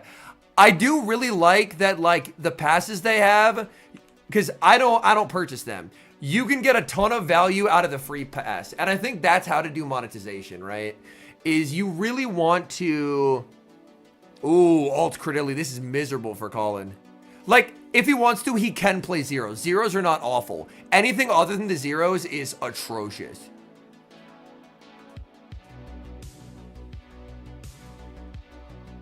Yeah. Anything other than the zeros is so atrocious. Also, Spotify started playing music from an artist I don't know, and therefore don't know if it's non-copyright. So we're going to switch back to the non-copyright. Because I have music on YouTube, and I'm really trying to not get fucking no-scoped. That's an interesting shield to me. Because the Skytech doesn't knock out here, so Bar can just let this go.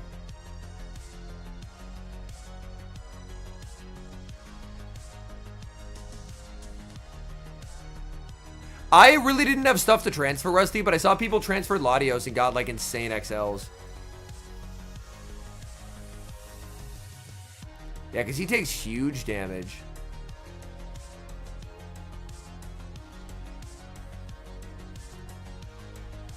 Surely this is impossible. Surely this is impossible for Colin. Well, the music should be on both, KB. Is the music not on both? The music's supposed to be on both. Nope. What?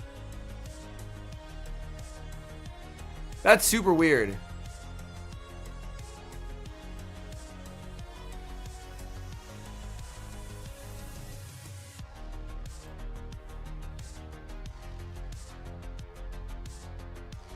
Oh, simultaneous switch. Fur into the dilly. Okay, so some people can hear the music on Twitch. So maybe the music's just a little quiet then. Which, I don't hate music being quiet. Oh, he's TBing. He knows he does no damage, so he's like, I may as well boost up sucker punches. Also, we got the GOAT Jamie Finn in the house. What's going on, homie?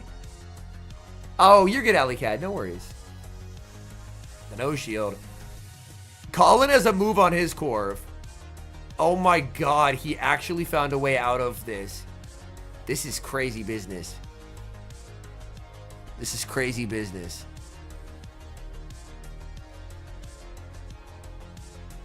In comes the Claude.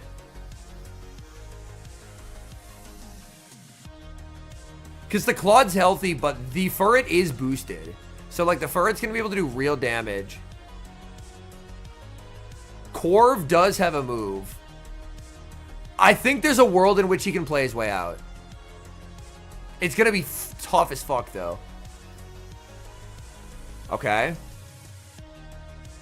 Oh, he lets it go!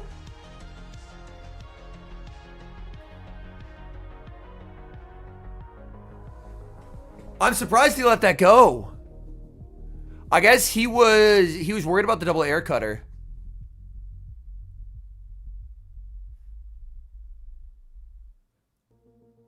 Did she just go alt here? Because the Corv can never farm the alt. Yeah. Like, alt was pretty close to a move, but I'm surprised he let that go.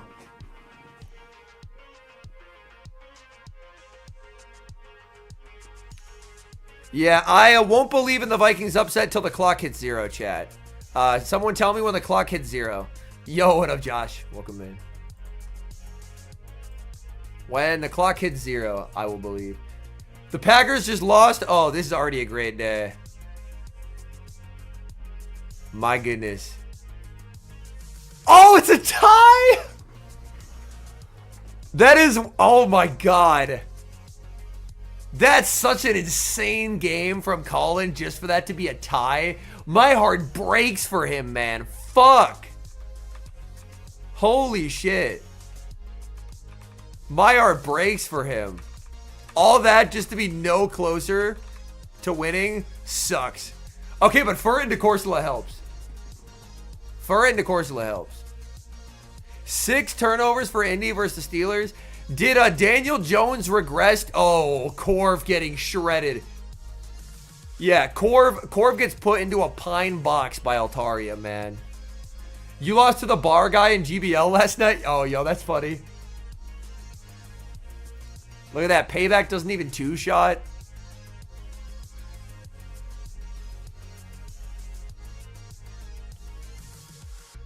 Interesting shield. I just don't think Colin is ever shielding ult because he doesn't have to. Like, you just live this. Like, if he really wants to, he can, but I don't think he has to. Yeah. Jones is 2 INTs. Oh my God, he air cuttered. Now, if he wants to, he can shield because an air cutter would actually knock out.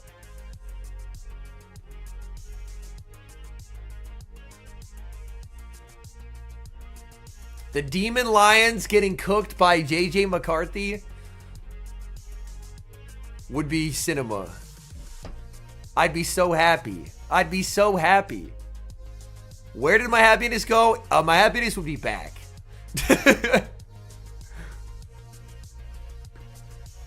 Bro, Tua's got to retire, man. Like, not even from a I want to talk shit about Tua aspect. Purely from a, there is a certain amount, oh, Colin wins cap. There's a certain amount of concussions you can have before, like, it genuinely impacts, like, your ability to have a normal life post-football. And he's at that range. He's at that range. And it sucks he's at that range. Like, but at a certain point, it sucks. But, like, if you're not winning with him, the better thing for his health is probably, one would imagine, to have him just medically retire at some point, because I feel bad because he was such an incredibly promising talent, but injuries, unfortunately. He gems to cover for a catch. I believe it does exact same damage, but it's Dilly down a shield and down energy, which means that the Trailblaze gets up before the debuff gets applied, which means Furret will absolutely fuck Credilli here. I do think the Furret Credilli interaction is one of my favorites, just because it is an interaction that can be very one-sided, or up energy, it's very, very different.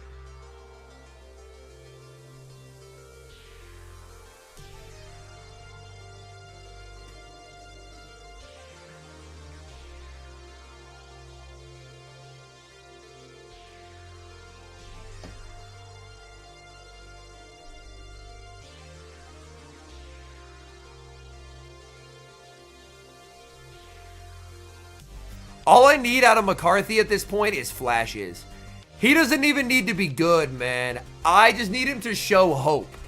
Because obviously the goal is you want to develop a young QB. So if he shows flashes, then you're like, hey, you know what?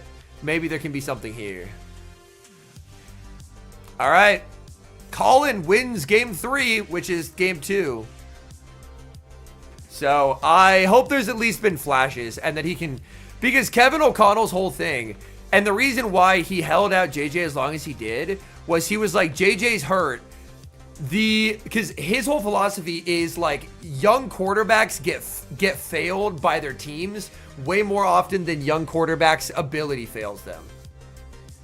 Which is, I think, honestly, a pretty accurate take, considering if you think about the Daniel Jones resurgence, if you think about Sam Darnold, if you think about Baker Mayfield, all these young quarterbacks who were failed by their original organization, bounced around the league, ended up in a good organization, and then finally lived up to their potential. So he was like, if you're hurt, I want to get you 100% before playing.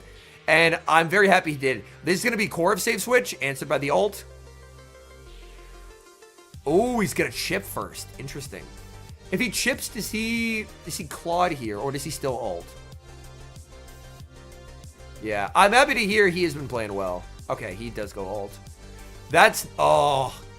Panda, it's really, really unfortunate that it gets stuck against the Claude. Pluto says, stupid question, since maybe it's bad, will you use next to Shadow Shiftry? So, Shadow Shiftry, it's one of my favorite Pokemon. The issue is right now, Snarl is, like, with the power creep we've had in the meta, Snarl is comparatively a very poor fast move. Whereas there's a different Grass Dark that usually outperforms it, and it's called Meowscarada. It can run Magical Leaf, Night Slash, and Frenzy Plant. Oh, sorry, not Magical Leaf, Leafage. It runs Leafage, Night Slash, and Frenzy Plant, and that does a lot of what Shiftry could do. It has the exact same coverage, but Leafage is just a substantially better fast move. There's been a few teams that people have run with it. Usually with Grass Dark, you want to pair it with like a Clodsire. We've seen Claude Greninja Meowscarada. We've seen Claude Shadow Charizard Meowscarada, but usually Claude. Because Claude, as we see here, is very, very good into the fighters.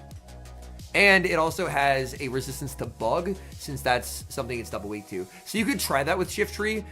It'll be a lot more difficult to win with a Shiftry than with something like a Meowscarada. But if you're hard set on Shiftry, I'd probably do it with Claude.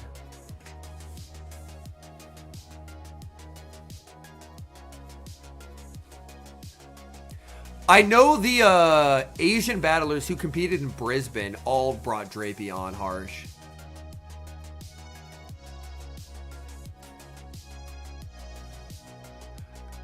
That's super fair, Pluto. Yeah, that's super fair. Yeah, and that's kind of why I wanted to offer it both ways. As like, here's a better option, but if you're hard set on Shiftry, I like Shiftry a lot. I think it's a sick Pokemon design. Then that'd be what I'd recommend. Yo, what's up? The Masked Asian, how's it going? Hope you're doing well. Why are the metas so different? Great question. Because people will adhere, you always just throw Hydro at the Panda. But different regions of the world will interpret a meta in different ways. Ooh, the Night Slash boost, and he just farms. Oh, that's sick. That's sick. Colin, even with the boost, so calm. So calm. But yeah, so people from different regions will have different ways of interpreting the meta. Like, this season, the Japanese were, at least in GBL, have been really high on Mightyena. Yo, he hit the Steph Curry. Night. Honestly deserved after that game. That was a sick game. Ooh, Tenante versus Galaxica Bolton. The superior man.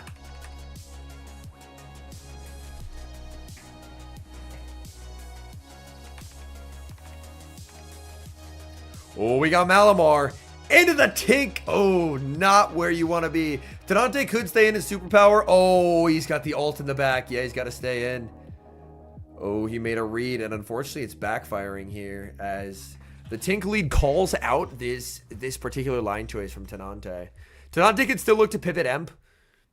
And that's what he's going to do. Just bulldoze instantly.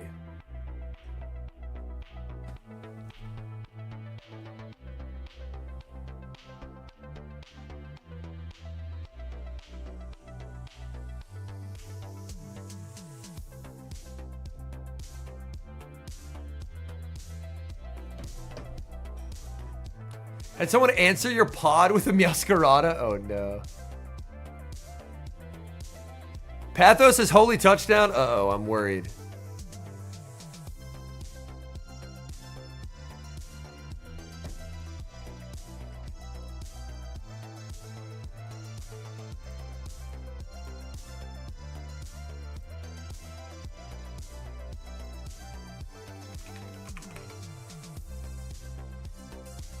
And yeah, Emp just... Ooh, the catch on Amala.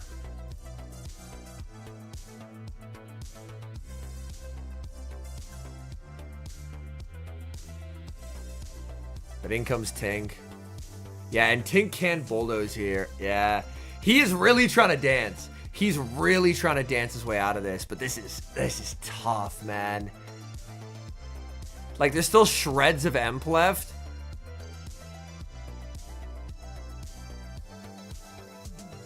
Galax has to decide, is it worth?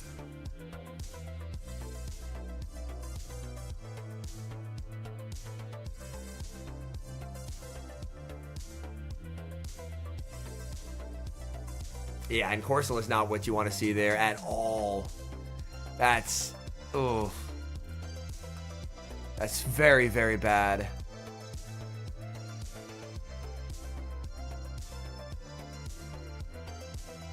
Yeah, I guess Corsola is just so calm in this matchup. But yeah, countering Pod with Meowscarada, unfortunate. They might have just seen the water typing and was like, let's go! And then it's, yo, it's a Matrix, welcome in. And then they just get absolutely blasted by double super effective Fury Cutters.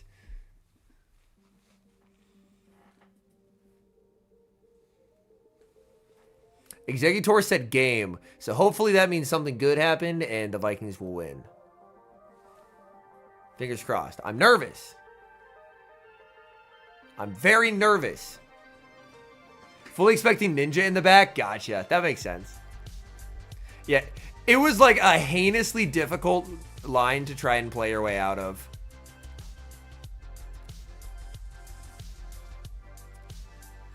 Yeah.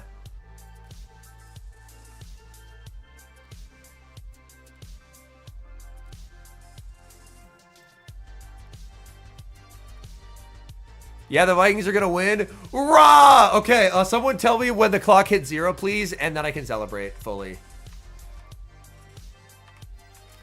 I've got to say, the Vikings games that I have not been able to watch, we have cooked. We've gone crazy with it. The Vikings games that I have been able to watch, we got our ass beat. Because I was in the booth in Pittsburgh when we put belt to ass on the Bengals. And obviously I wasn't able to watch this one because I was streaming.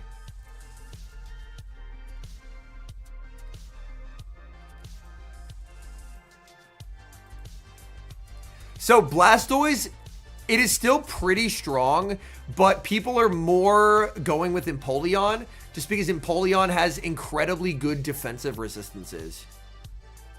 So Blastoise is still very good, but the amount of spots on everyone's team for waters is very limited. So currently people are more leaning towards Emp. Blastoise is still very strong.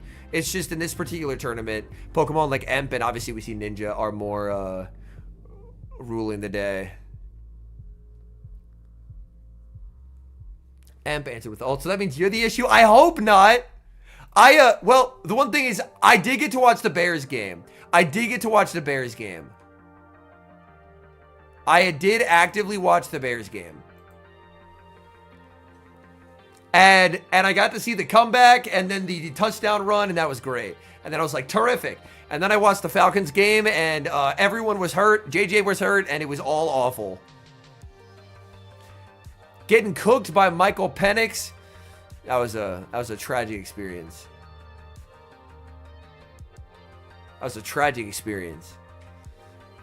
That's a fate worse than death. No one deserves to get cooked by a Michael Penix. Goes down, in comes Furret. That's sick farm for the Furret. There's a ton of energy on that Ninja though. Yeah, back-to-back Hydros, and that just seals it. Unfortunately.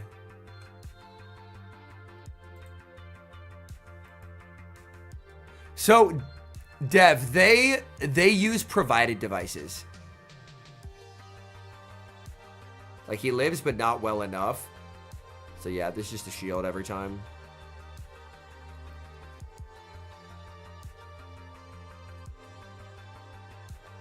And it's Claude, and the Hydro landing ends the game.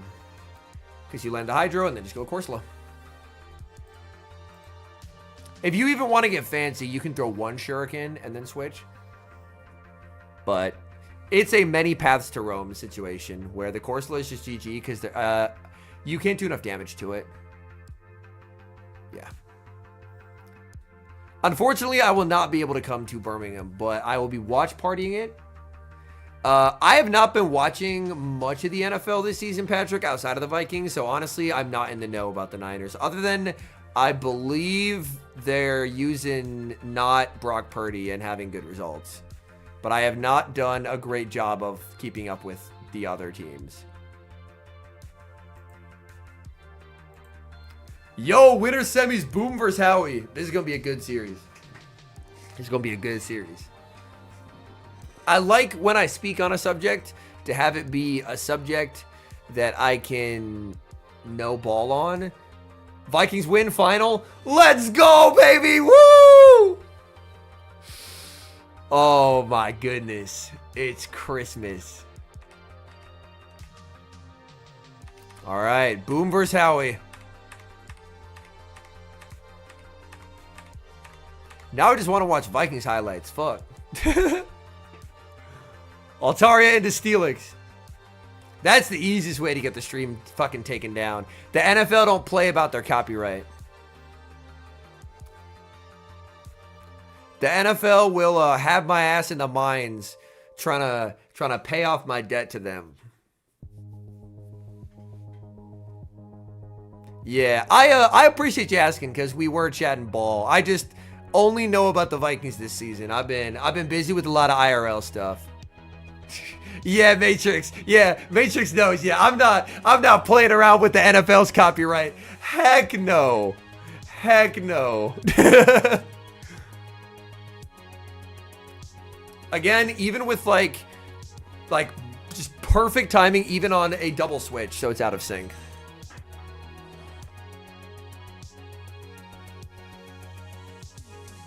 Did I ever make coffee today? I don't think I made coffee. I was like, why am I tired?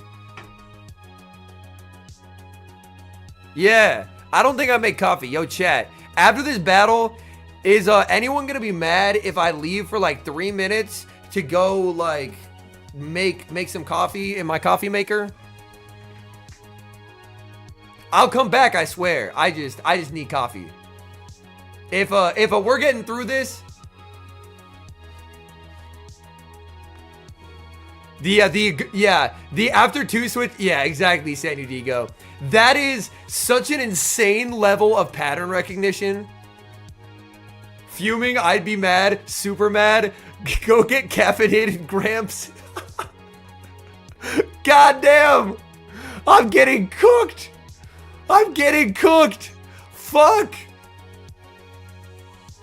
Holy shit. I'm getting cooked, man. Yeah, I don't know if I could forgive you.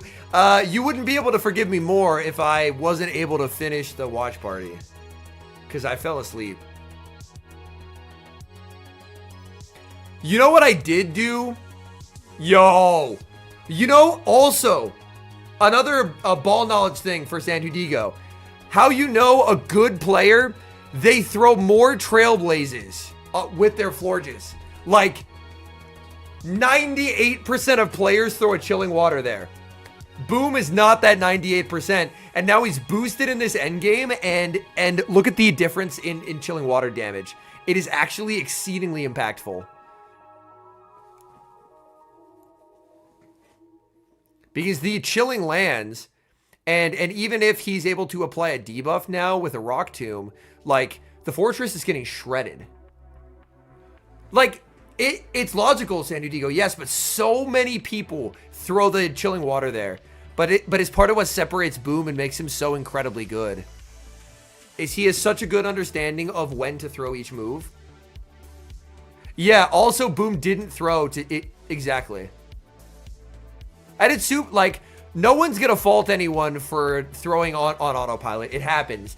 But someone who's able to so consistently not do that is just an extra level of impressive. It is my own coffee machine. It is my own coffee machine, I swear. Okay, we'll watch the set. We'll watch the set, and then we'll take a brief break. Okay, ult and defer it. Cast your bets, chatters. Who wins this matchup? Ult and defer it.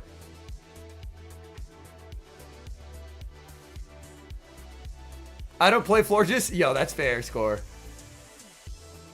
Yeah, Credilli is falling off in a pretty large way. Same with the Mud Slappers. Like, you notice there's no Credilli and no Mud Slap. The answer to this question is an evens ult should be able to take this. Aggro pivot into the Florges.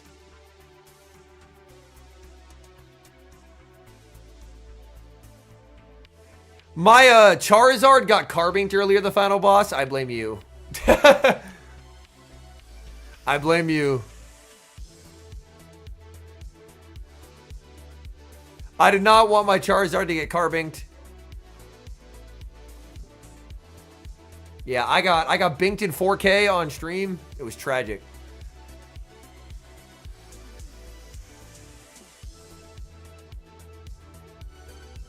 I'm happy people are like the very interesting thing is part of the rise of this is a nice switch. Oh my heavens, no! DRE! DRE! I'm pretty sure that was DRE. It was. Oh, that is unfortunate for Boom. That's unfortunate for Boom. The DRE means that he takes extra damage now. Astonish will ever get nerfed? I think Astonish is pretty fine. I would be okay, even though Mudslap and Astonish are clones, I would be fine if Slap got nerfed, but Astonish didn't. Right, Bish? Yeah.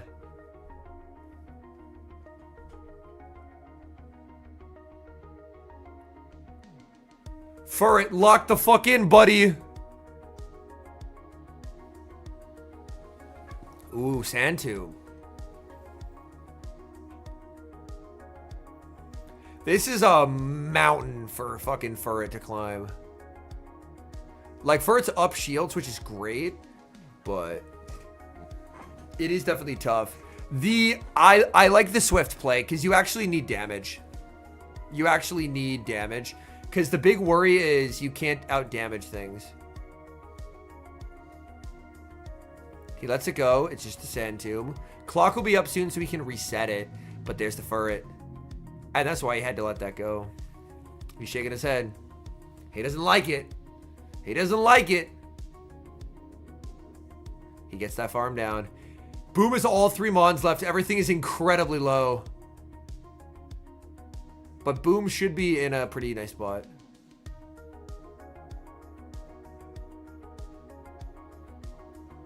Yeah. Well played. Well played. Boom! Oh my goodness.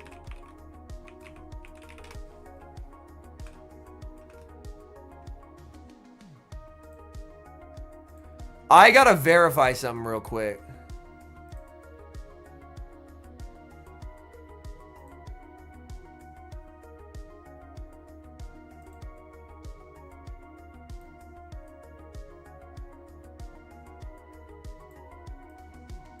Hey, chat, don't look now, but Boom is 10-0 in this tournament.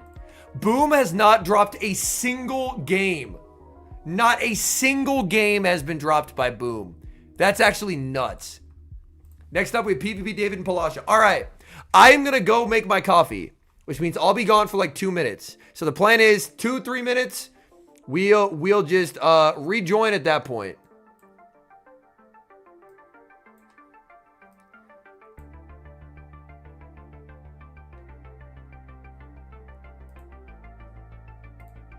Okay. So I will be back. I will see you guys shortly.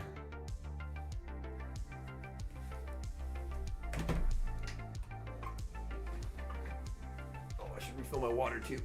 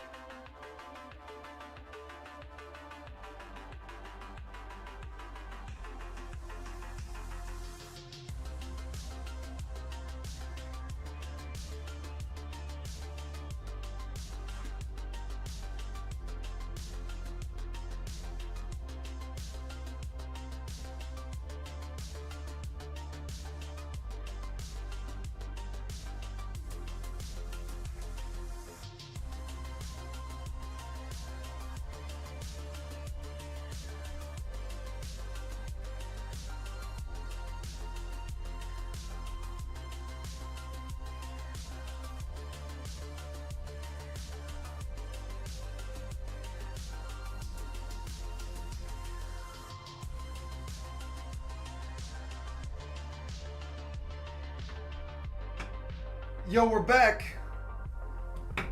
We're back.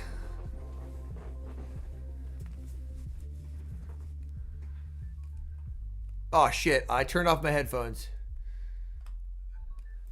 I thought I had turned them off. I had not turned them off.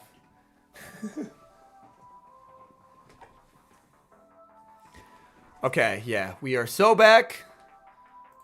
David versus Palasha. Let's do this. Hold on. 1 second.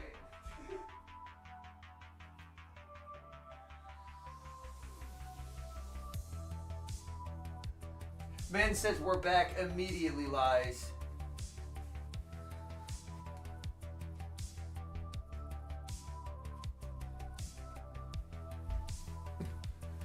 Okay. Now we're back for real. Now we're back for real. Yo, Rem! What's going on, man? Oh, let me get you a shout out. Hope you're doing well. We've been watching along. I just took a brief break, hit the restroom, made some coffee, and we're going to watch the rest of it. Cincy Chicago is insane. Yeah, Executor said the Bears were like up big and now they're losing.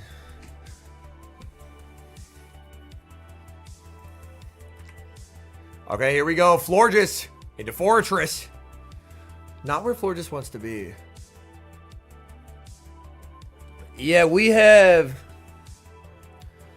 Yeah, we have a coffee maker, so we just buy like the bags of coffee, and then yeah, it like does the coffee stuff. Did I wash hands? Of course. I'm not a monster.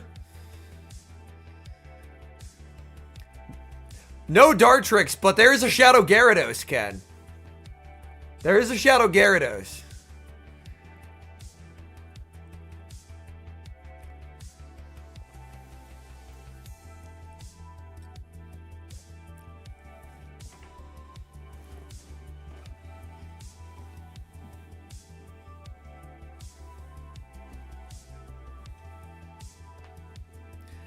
Chicago got a 58-yard touchdown. So now they're down 1. Dang, that game sounds insane. Oh, good counting by Palasha.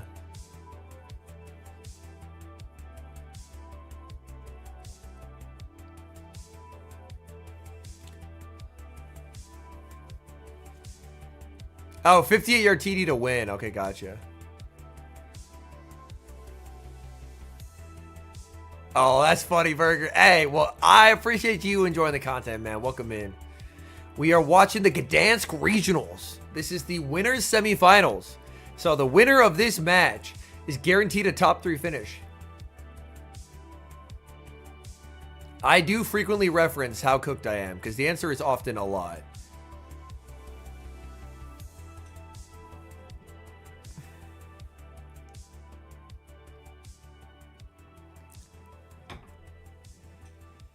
Ooh, let's go. This game could come down to...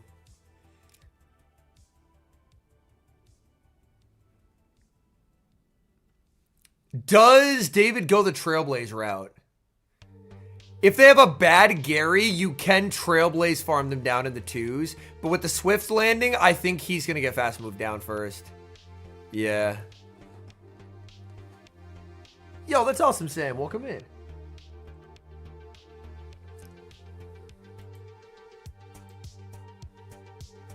But yeah, unless they have a very high rank Shadow Gary with a good HP stat, Shadow Scizor does win the 2s by Trailblazing and bullet punching down. You do have to throw both Trailblazes, but you can do it. But unfortunately, because he already took the damage, yeah, he just gets farmed here. Yeah.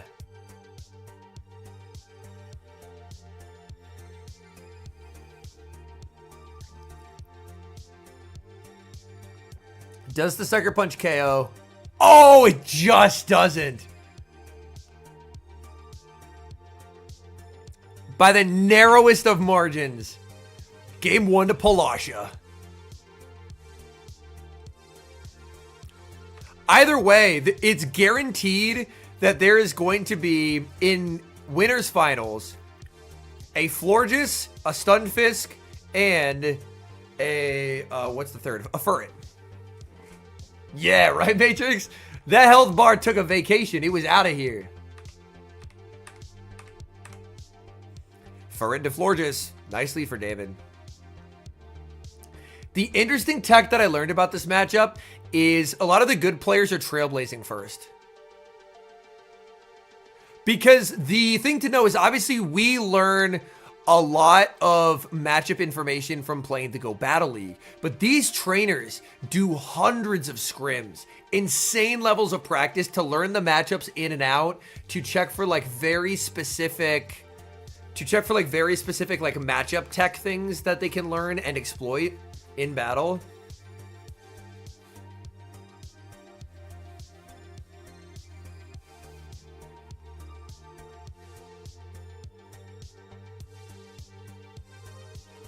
And now his goal will be, because he wants to exit with a double boosted chilling.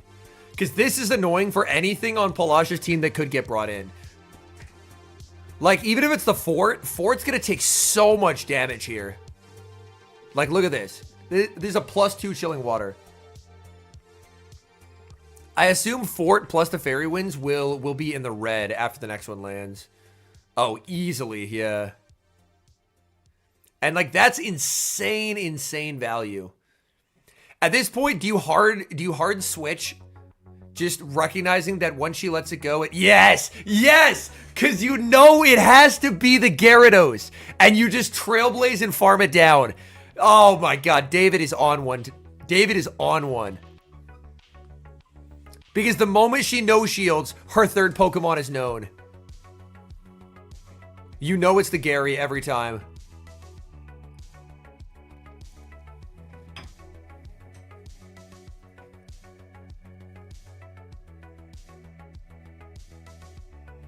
Yeah, throwing it there is kind of what she has to do, but Furret will just live the Aqua Tail.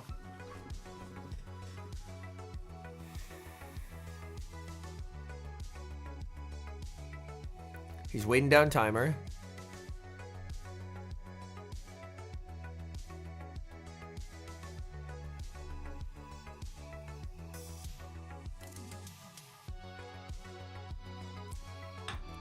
The question is, can this get to a move? It needs the Rock Tomb. Oh, the catch! Oh my goodness, David!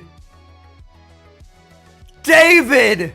It could get the Rock Tomb. It would have won the game, but David with the devastating catch.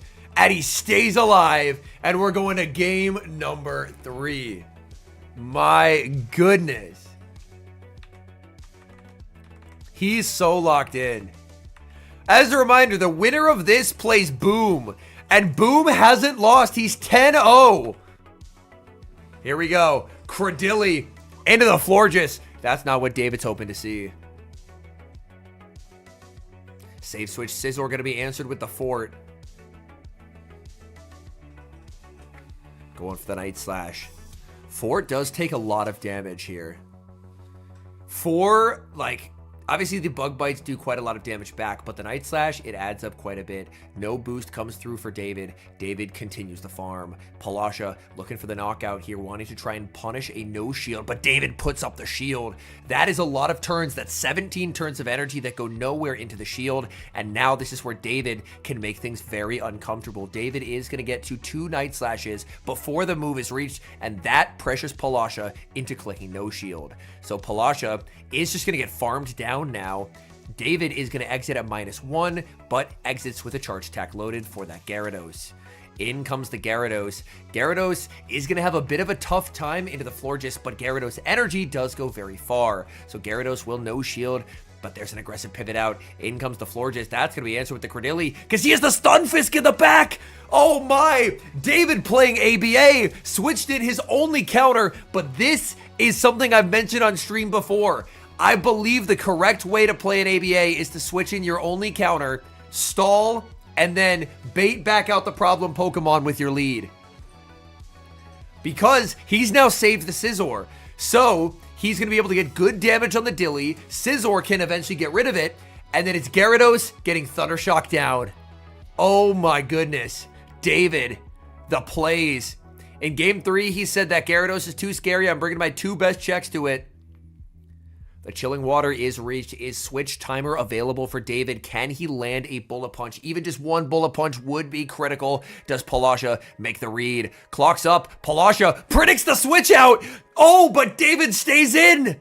And now it's time. The reveal. The Stunfisk. And this is checkmate. There's no way out for Palasha. David did not go for the snipe. It was the obvious play. Palasha read it, but David stayed in. He's going to get the farm down, and he's going to get the win. What a game between 2 of the best. In comes Scizor, always going to be shielding and just bullet punching down. The predictions from David are on another level today, and this means our winners finals, there's that fist pump, is going to be David versus Boom. David, former regional champion, just took down Palasha in a crazy series. And Boom, who won his first regional, is 10-0. And guess what? Guess what? They're playing the exact same fucking team that they built together. That's right. The grand finals is a... Well, sorry, not the grand finals. The winners finals. The winners finals. It will be a perfect mirror match. The exact same 6 Mons.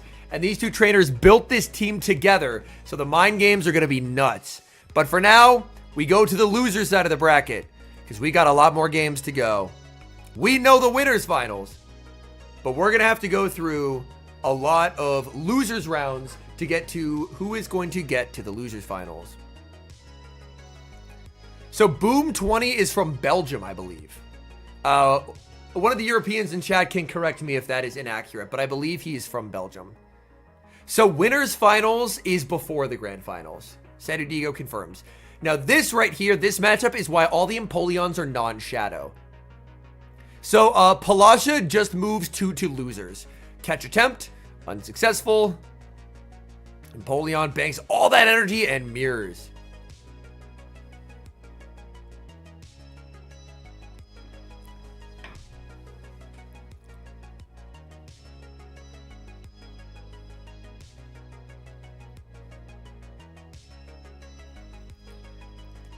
An unexpectedly really good piece of information for this tournament with how common it's been is understanding the Altaria mirror. Because for those of us who were used to the Altaria mirror back in the day, it plays exceedingly differently because the Dragon Breaths do substantially less damage. So like here, you get, like, look at all the farm Altaria gets. Like that forces Scizor out, and Scizor is just looking to get aggressive. But the Empoleon energy is going to be a nightmare now for Alfie, because Colin can just switch back-to-back Hydros and cook him. Colin could have potentially debated staying in with the ult just to, like, absorb the energy there, but he also knows that this just doesn't knock out even if it's a Trailblaze, and he has the back-to-back. So Alfie just basically has to let this go. There isn't a reason to shield because there's 2 moves banked. Yeah. It is a rare matchup in which you can actually you can actually go for a chip and dip. Because there's substantial fast move pressure. I mean, not nearly what there was, but Penguin doesn't quite hang on. But there's the reveal. It's Furret, and that's a problem. So out of the winners finals, whoever wins it goes to grand finals, and whoever loses it goes to losers finals. So you can go to the events live to watch, yes. So in addition to like signups for competitors, they do have signups for spectators. The spectator passes are a lot cheaper, and you can take advantage of all the bonuses at the events, which are, they usually have boosted dust, they usually have a bunch of fun stuff. This should be 1 Sucker Punch range. Colin's a little worried, but it should be 1 Sucker Punch range. Oh, it's not! Shit. Oh my god! Health bar check.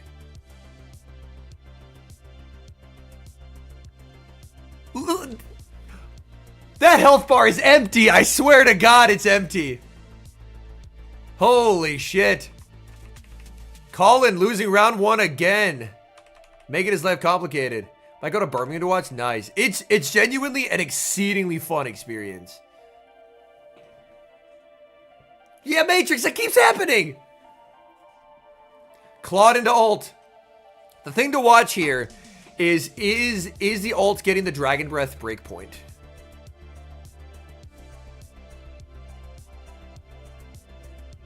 I don't know the exact visual indicator, but I know that Orlando,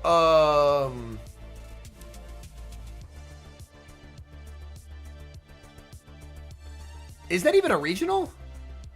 Judging by the fact that I don't think that's a regional this year, I think I'm not going to be there. I don't know all the locations, but that's not one that sounds familiar to me. Yeah, I don't think that's a regional. So, I will not be there. Oh, it's a city safari. Okay. I got really confused. My fault. I got really confused. I thought you were talking about a regional. Yeah. Yeah, there is one with ult into Claude, and ult doesn't need a lot of attack for it. Like, there is some where, like, ult needs a lot of attack. There's some where ult needs a lot of attack. That one, like, a pretty average Altaria can get it. Oh, that's cool, Alpha. That's cool. Jelly makes Empoleon's life awkward because, like, Drill Peck just doesn't knock out here. I won't answer specifics on where I'll be, but I will say that I have multiple second half events. So a non one number is the entirety of the clarifications that I will provide. A non one number of events.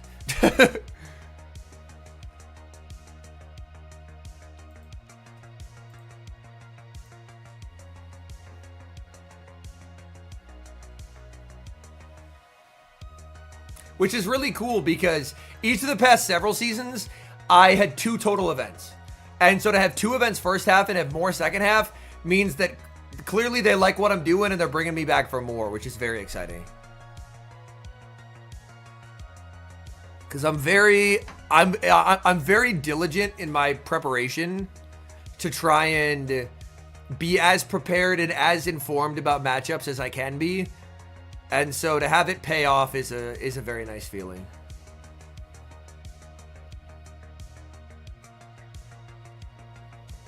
My goal is to hopefully know some stuff that maybe even the players don't know. Would you ever compete? I would consider it. My ideal plane of existence would be if they ever brought back Last Chance Qualifier, I would 100% compete. I would 100% compete in LCQ. But sadly, LCQ... Oh! DRE? Colin's about ready to crash out. It doesn't KO, though. It doesn't KO. Oh, not by much, though. God, Colin keeps having DRE against him. So anyone can register, Jay. I believe the only specific requirements are there are certain countries that these regionals hold where sometimes there are age requirements because technically since there's a fee to enter and you can win prize money, certain countries have rules on the books where you have to be of a certain age. So that is the only requirement that I know of. Is certain, and granted, obviously, I don't know the age of the person asking, but certain countries have certain like age minimums of like you can't be 11 and signing up for a tournament in some countries.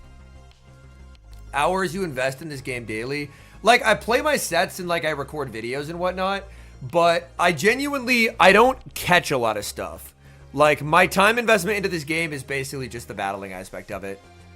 I don't think I have like an exact number, but all right, Empoleon. Oh, into the Jellicent. Competing twice in the second half. That's awesome, Pokedude. Yeah. What I tell people is I am very happy that you're getting Show 6 coaching, Pokedude. That's awesome. Well, honestly, Pidgey Boy, even if you decide, hey, for a laugh, I'm gonna compete. If it goes well, you can get some cool stuff. But if the tournament run doesn't go your way, then you basically just get to spectate the rest of the day and still hang out with people. So it is a very fun experience. But yeah, something like the LCQ, I would compete in a heartbeat, but sadly they got rid of it. Because what it was a tournament the day before Worlds, where if you won it, you could just get a qualification. Pidgey Boy, I'm pretty sure you were in the server. If you go to the regionals chat and then just ask, so there's like a regionals spoiler chat in the Discord. If you post in there, hey, I am interested in signing up for, and then you can put this regional, people will be able to get you the right links. Oh, that's awesome, Pokey Dude. Yeah, there are several people. We are very lucky. Like I coach like Pokemon Go PvP, but what I tell people is if they want Show 6 coaching, I direct them elsewhere, because I go, you want Show 6 coaching from people who are like Show 6 demons. I can teach anyone to be cracked at GBL, but Show 6, there's different aspects of it, and I like funneling people towards people like the world champ Beelzeboy, because if you're gonna learn, you may as well learn from someone who is the best at it. Sounds good, Pidgey Boy. We have a lot of competitors in the server, and so within a few hours, they should be able to help you out. Jelly gets the farm down. Furret, in comes Alt, answered with the Emp. Yeah, Stone Collection did famously sleep on a bench and then win LCQ. But like LCQ, because as someone who likes going to the events, likes going to Worlds just because it's a cool experience, that would be the easiest competition of my life because I'd already be there. I assume so, Pidgey Boy, yeah. Because I know people like Boom and I know people like Boom and David are pretty young.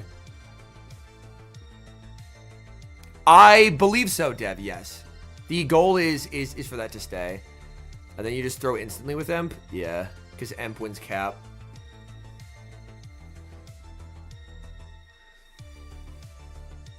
And he just knows. Okay, that's super good Dragonite, yeah. So if someone who was 15 competed, then yeah, you should be safe, Pidgey Boy. Like, America is more lax about that. I know some of the European countries have like very strict standards. Gonna be the oldest regional winner ever. Let's go. We do have some NA players who are a lot older, and it's very cool to see them ball out and do well. Low key, chat. Low key. I guarantee none of y'all have any idea how old Caleb is. None of y'all have any idea how old Caleb is, man. Like, Caleb, obviously, he hasn't won one, but he's been in several finals. Caleb is so, like, Caleb has aged absurdly well. I was shocked. I'm not going to spoil it. But I was shocked. I was unprepared for how old Caleb actually was. Because Caleb looks, like, very young. He looks very young.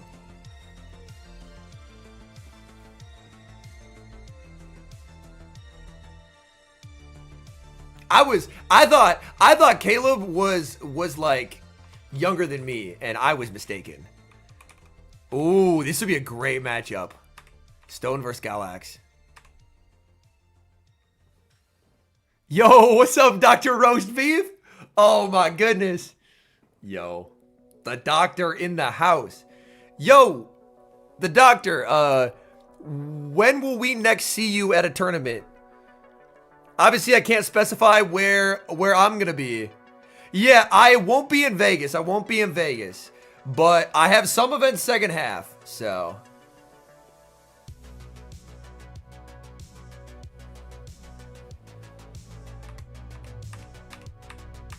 So, no Vegas, no Toronto for me, but.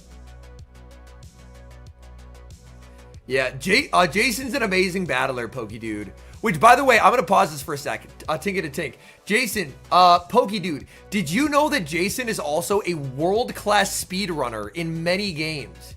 He held multiple Cuphead world record speedruns in the past.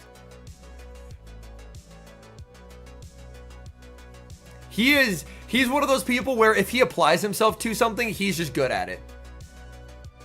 Yeah, Dr. Roast Beef, we got to hang out a bunch in Milwaukee, and we played some lying/deception card games, and I was very locked in. So Pokey Dude, I don't know if you like video essays, but if you like video essays, Summoning Salt, who I hadn't heard of prior to this, dropped a big video on the history of Cuphead world records. I will post a link in chat, and it's a super easy thing to just save the link for and then watch it later. But halfway through, Jason shows up. Yeah. Halfway through, Jason shows up, and you'll like see little tidbits of hinting at Jason. But yeah, if you're ever like, yo, I got an hour of yard work to do and I need something in my headphones, it's a really good thing to just have in your headphones. Dr. Roast Beef says, so a great question, Pidgey Boy. Anyone can compete. You don't have to have any precursor of a rank or anything like that.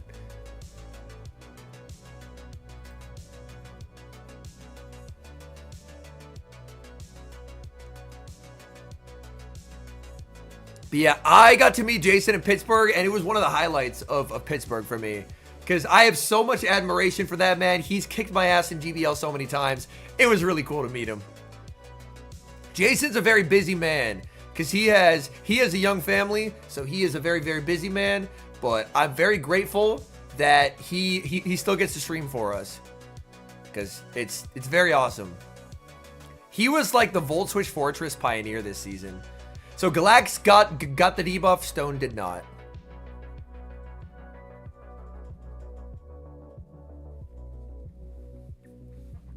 But yeah, I am a big Jason 2890 fan.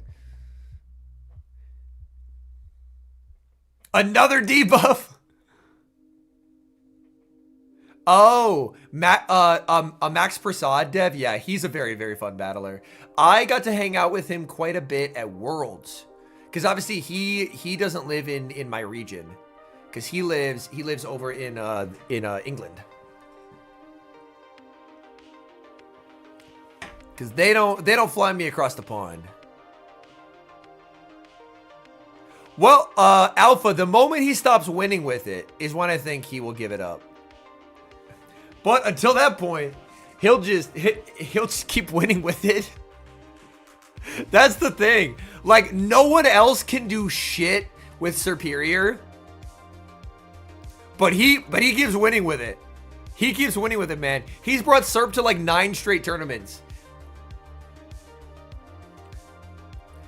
So the funny thing is I have actually, and this isn't doxing me or family members because unfortunately they've passed, but I have been to England quite a few times because my dad is British and obviously my grandparents were British. So I mentioned this during the After Dark stream, but I did almost get stuck in England when COVID hit because I was visiting my grandpa, because he was well up there in years, and I got to see him one last time before he passed.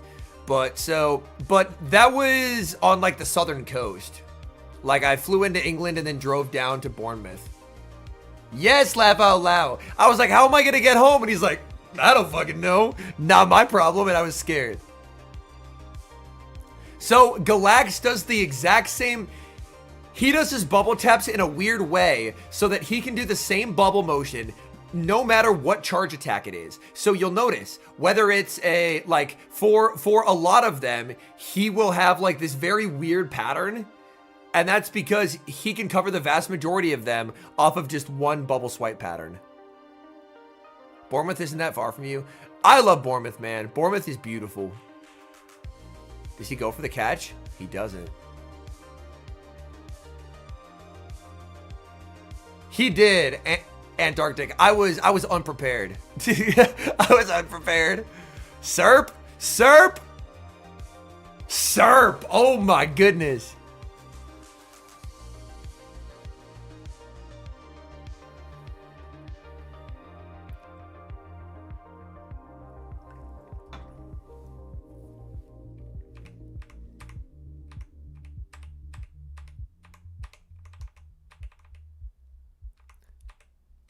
Yeah, RGR and Galactica Bolton are locals of each other, I believe, in Sweden. Oh, Shadow Talent into Tink.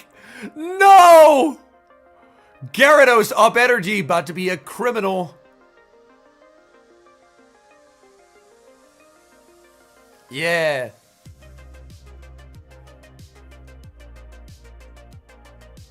What is he having back? He is alt. Okay. Leaf Tornado time.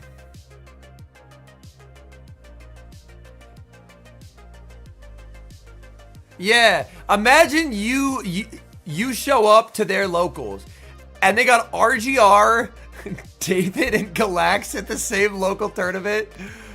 Dude, I'd be heated. I'd be so mad. Like 3 absolute world's class battlers. That's so funny.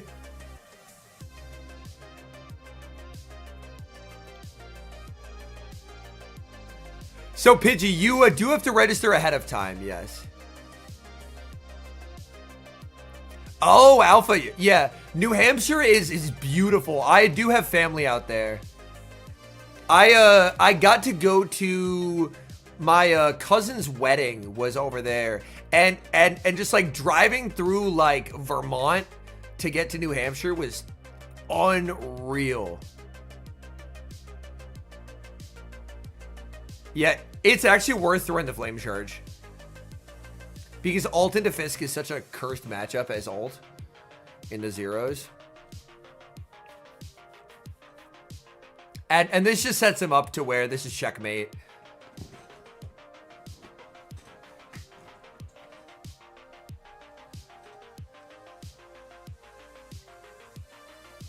Whereas my old locals was me, my wife, who doesn't really play much because she's a very busy person, so I just hit Legend on her account for her.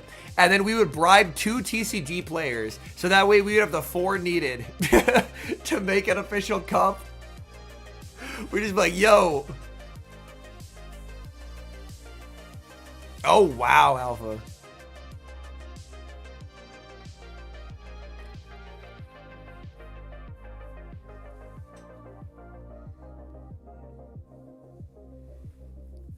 I was gonna say Play Rough will do a ton here.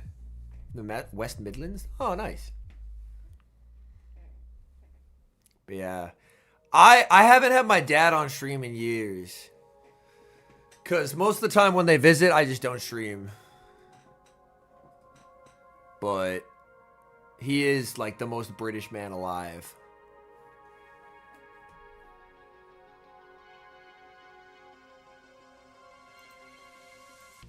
Oh my god, Palasha versus Colin? It's a crazy matchup. It's a crazy matchup. Forward into Emp. Yeah, my man, I was there in like, I think it was August? Maybe it was end of July. I think it was end of July. And it was like pouring rain, and so we turned on some Noah Khan, and then we just had a 2-hour drive with like all the forested mountains on both sides. It was picturesque as hell. Is that a Trailblaze? Oh my goodness! Colin! Colin! Oh my goodness, a Trailblaze catch! Say it ain't so! Devastating! He's the final boss for a reason, folks. What a beautiful catch. Wasting a bunch of Palasha's energy.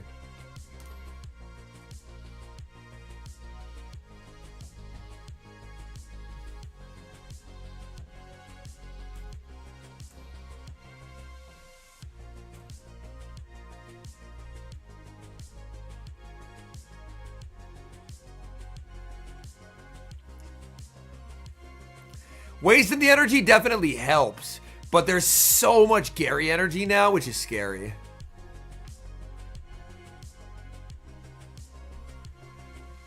Can Emp do enough here? I think the answer is no.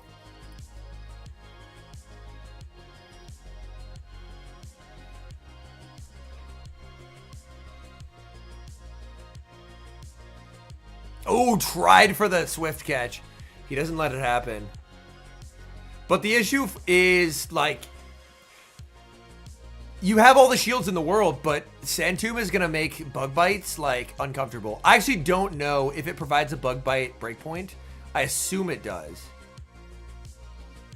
Has Shadow Gary made top 8 or 12 before today? I'm not sure. I'm actually not sure.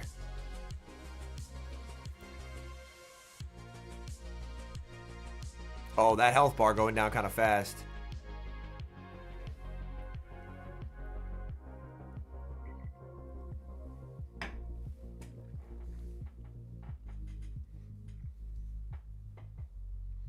Yeah, it's tough for Colin.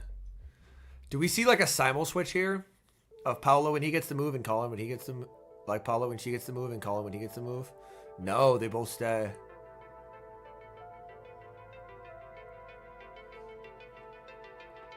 Yeah. Gary farm getting the head start. And Palasha takes it. Okay.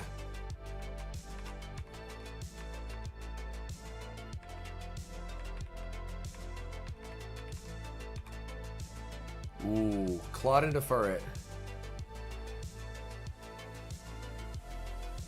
Game State's actually been really good so far. Because I know Game State was a clusterfuck yesterday. I'm proud of Game State for not being a clusterfuck.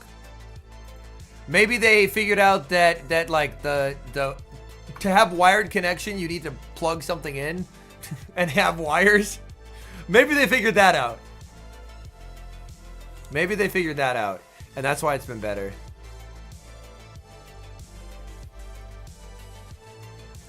You know what I did today, chat? Which was the best act of self-care that I could have done. And I'm actually very proud of myself for. You know what I did before going live? I recorded tomorrow's video.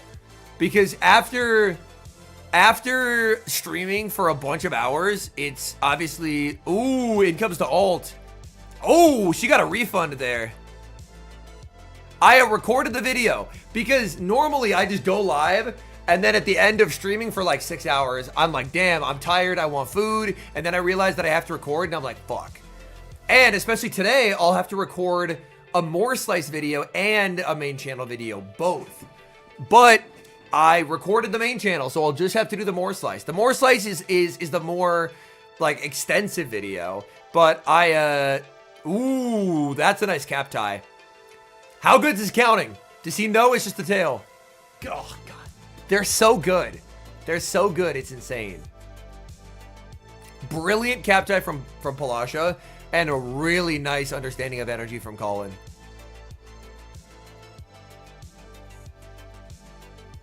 And it's just Emp. Emp all the way, baby.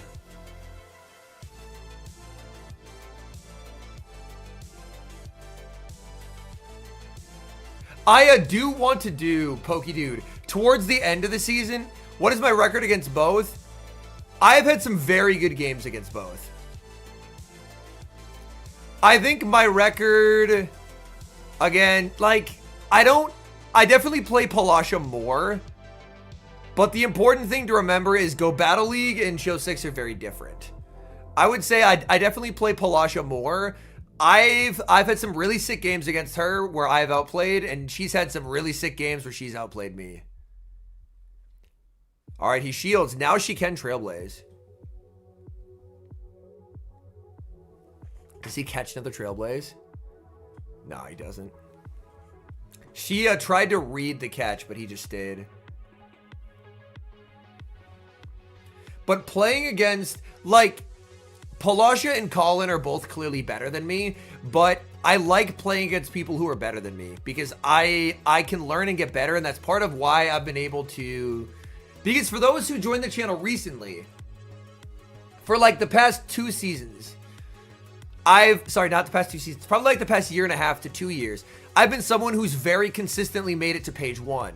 So now, if you ask like, okay, who are like the sweaty content creators, the people who are like always at the top of the leaderboards, I'm on there. I didn't used to be that. I used to be like the spice guy who was bad but ran fun stuff. But playing against good people and continually working to improve my game has gotten me to the point where now I can compete against the best. And I like it's very easy to be like, I want to play players who are worse than me. But you learn way more from getting your ass beat by good players. Because if good players beat your ass and outplay you, you can then replicate that. I think she is, Jay. I am very confident she is. She is an unbelievably good player. I think I'm to the point now where, like, everyone's going to have their throws and whatnot. But I think I've made a case to be, like, I do agree with that. A PW, just in terms of, like, playing Glacier Mons makes you substantially better. No one gets better at the game by playing Bastion on. Because there isn't really skill involved. It's just, okay, I just align and I tap. But playing Glacier Mons, there's a lot less margin for error, so it teaches you to be way better at, like, over farming, playing to cap ties, learning your counts and stuff like that, and all of it does make you better. So I do agree in that regard. Colin winning the forward cap tie. Now, 10 sucker punches plus 2 swifts should not knock out. Shadow Fletch into this season. Oh, that is very spicy. My goodness. 2,700 with a Fletch Ender is wild.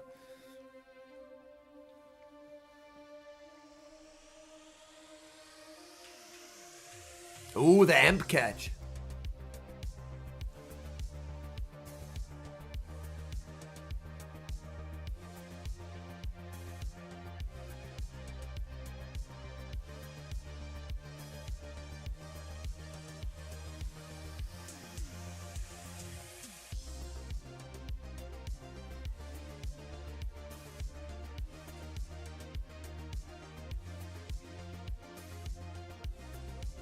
All right. Mud Bomb just takes the knockout. I think you could get, like, generational alt farm here. Oh, no. Oh, no. The blind Mud Bomb, but alt came in instead of the Furret. I generally prefer high rank Aaron, but I think there can be some merit to having a little bit of attack on it. But I realistically don't think there's a wrong answer. Yeah, that blind Mud Bomb is pretty devastating.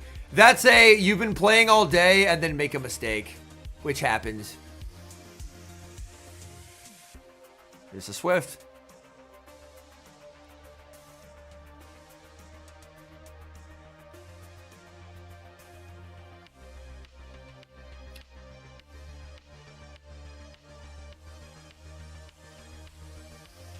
Gets the Swift here.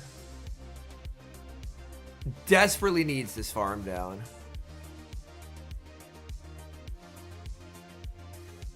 Oh, she lagged and missed a DB or two. I think it's sniped.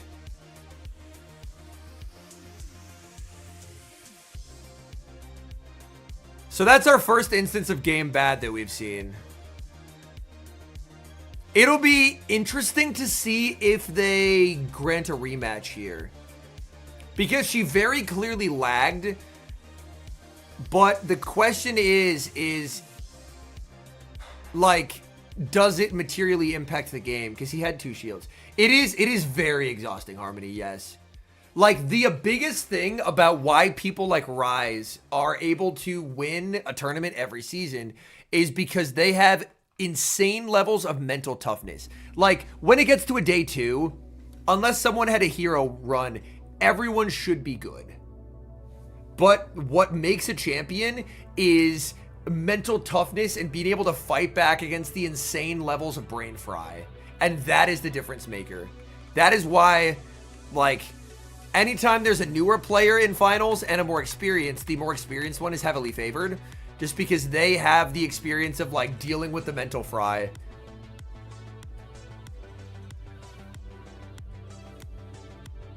Okay, we'll see if they do a rematch. They don't do a rematch. Okay.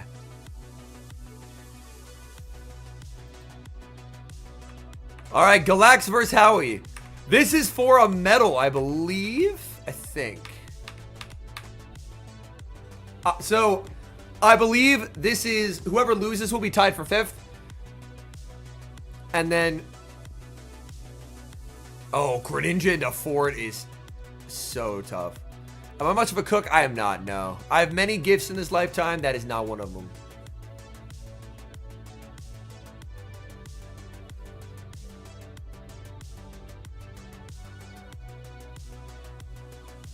Like, so, you know, people will use PV Poke a lot at the top level, but a lot of the time they're using it to try and find like break points or bulk points in certain matchups. Like, hey, like Altaria into Clodsire, learning that with a little bit of attack, you can do 1 extra damage for Dragon Breath and actually make that into a much better matchup than it normally is.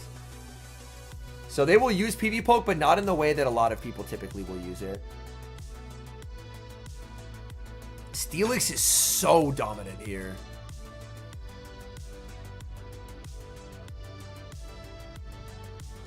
Exactly, Antarctic, yeah. Like, they can overcome the mental fry a lot better. Because there's some unbelievably good players. And there's a lot of players who on their best day could be a regional champion. But it is that mental toughness that really makes, like, the like, cream of the crop rise to the top, basically. Oh, those Thunder Fangs. Merciless. But unfortunately, it's Azu in the back, and there's no way out for Galax. There's no way out for Galax. Here comes Greninja, going for the Hydro. He has to shield to cover for if it's superior. But the moment he sees ult, he'll know it's over. Yeah. Yeah, and Galax just goes, yup. Yeah, GG's.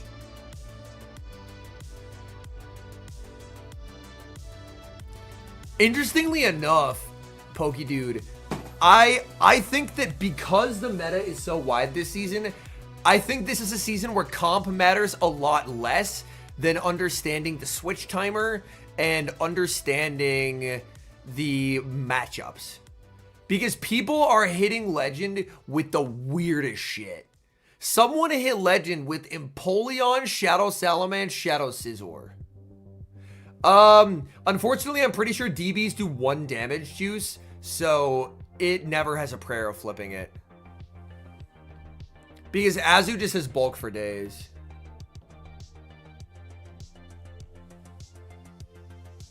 Yeah, Ken said he climbed 400 needle with Dartrix. Tomorrow's video, spoiler alert, is someone hitting Legend with Jirachi.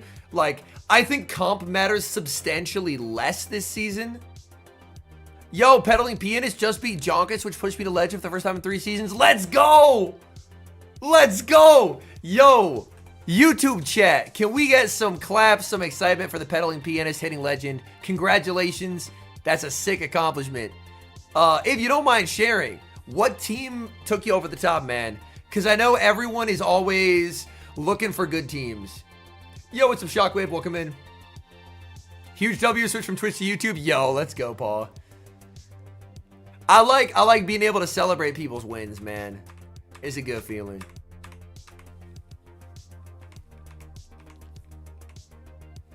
Oh, such a dominant lead for Galax. Steelix. Yo, what's up, King? Welcome in.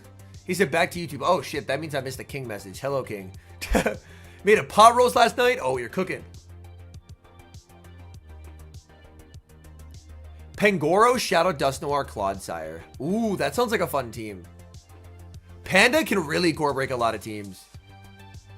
I think Dark plus Claude has consistently been like a winning strategy this season. Like, we have seen Greninja plus Claude. We've seen Meowscarada plus Claude.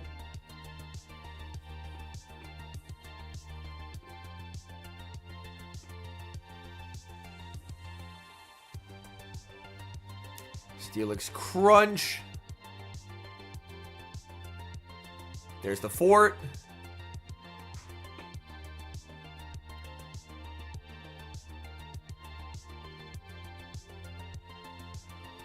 I imagine against Wiggly leads, you'd switch Dusknoir, and it, like, you're probably gonna lose. You're probably gonna lose the Wiggly lead, but yeah, I imagine you would save switch Dusknoir, try and dynamic punch, and kind of figure it out from there. The weekly leads will probably be a low percentage game, but the goal would obviously be, hey, if you can win the non-weekly games, basically. I don't think I've had their breakfast pizza before.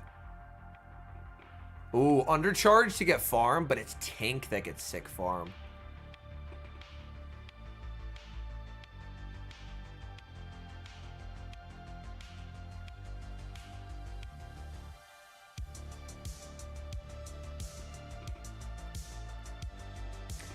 It is a bit of an interesting thing that a lot of the really good teams right now, because the meta is so wide, basically fall into the category of if they see one thing, the whole team falls apart. But if they don't see that one thing, then you can just started staying in and CCing, but I usually lose those. Yeah, that makes sense.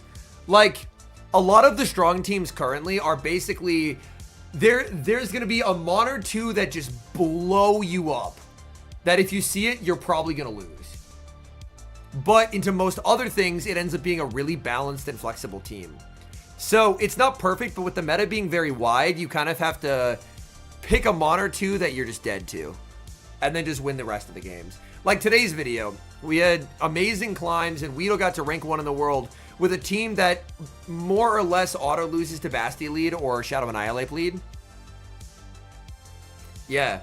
Ken's Dartrix plus Annihilate team just gets swept by a Togekiss, like... Yeah, Harsh. My Shadow Zard, by the way, is a 10.99, which I'm pretty confident is probably worse than yours. So yeah, basically any Shadow Zard. Yeah, Peddling Pianist was bullying all the Basties for us, which is nice. And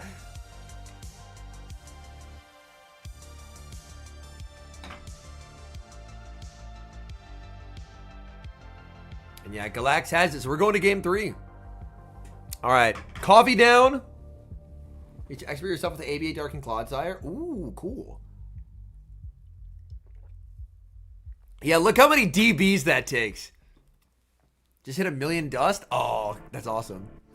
I will say, I don't have it recorded, but I did beat a Basti lead with that team. I think they played it very poorly, but I did win. That was like right at the start of my run. And then after the team started winning, then I started recording. What nerf Basti? Get Bastion out of here, man. Nerf Basti, nerf Bink. And then if we want to also throw Slap and Parabolic in there, I wouldn't mind. Oh, Serp! Oh, no! How he Valorashed him! How he Valorashed him! For those who don't know, there is an American player named Valorash. And his favorite mon in the entire world is Talonflame. And the strat against him that like players have been abusing for ages is if you go to a decisive game against Valorash, just run ABA strong to Talonflame and you basically just auto win because he always brings the Talon. And that's what Howie did here, is he Valorashed him. He did fort lead, Talon and back and said, I will lose to many things, but I will not lose to Superior. And he led into Superior. Yo, what's up, Phantom? The best way to accumulate elite TMs. So, the free-to-play way to accumulate elite TMs is for every Go Battle week, and they usually have 1 per season, they'll have research that gives TMs. Additionally, at the end of every season, once you claim your rewards, you get elite TMs, and the Go Battle research that like goes throughout the season once you complete all 500 battles or whatever also gives elite TMs. So those are the free to play ways to get them. Ooh, Azu lives. Also, usually during the international championships, one of which is coming up in 2 to 3 weeks.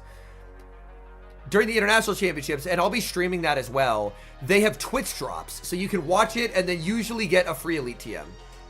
Yeah, routes give elite fast TMs, but don't give elite charge TMs.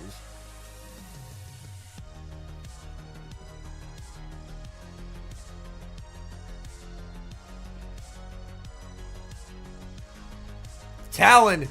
Galax sold out for Switch, but unfortunately it doesn't save him against Shadow Talon. What I see is LAIC down in Brazil.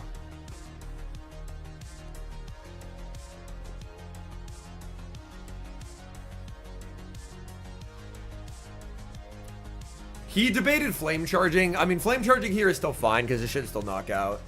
But yeah, okay, so it is in 3 weeks. Okay. They do have a box every comm day that does offer an elite charge TM. It's not a great value, but if you're like desperate for one during comm day, you can purchase one.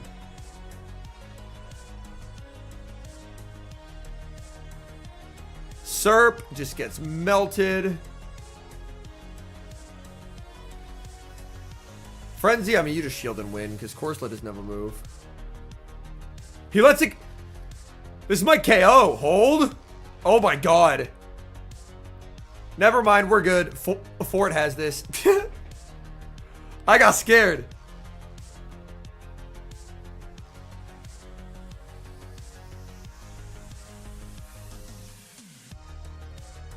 LAIC also is a limited meta. So for those who are like, damn, we see the same shit again and again, which realistically we don't. The meta evolves a lot, but it's a limited meta.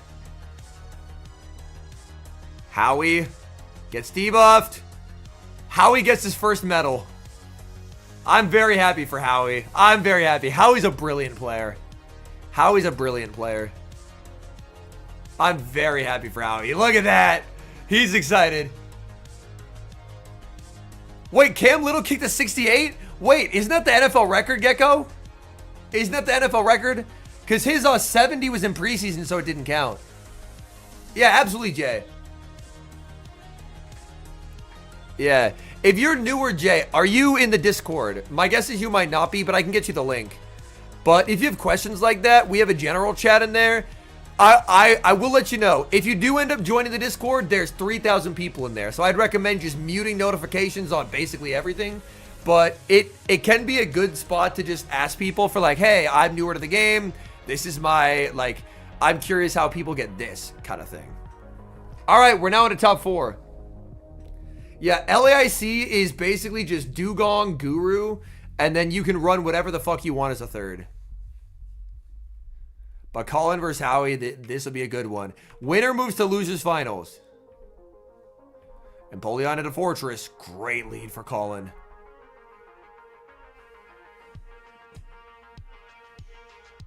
Oh, Howie ran triple week to the Emp.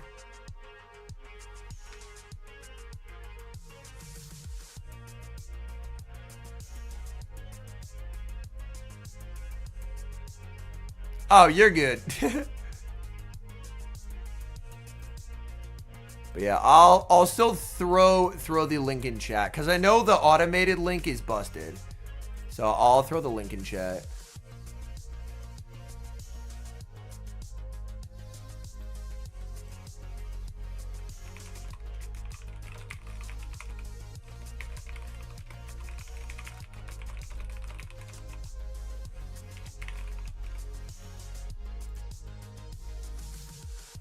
Look at that. That's like a very commanding win for Emp.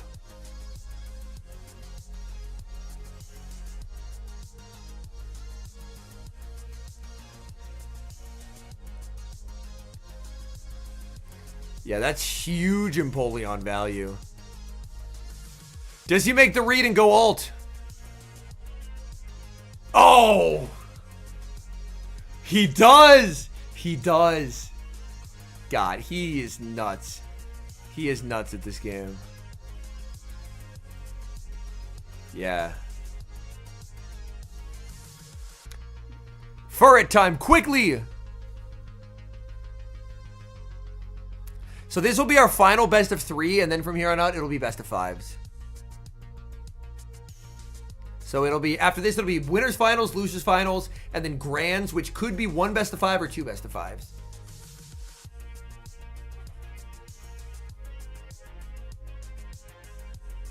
Yeah, if he went Furret, then yeah, ult ends up on Azu.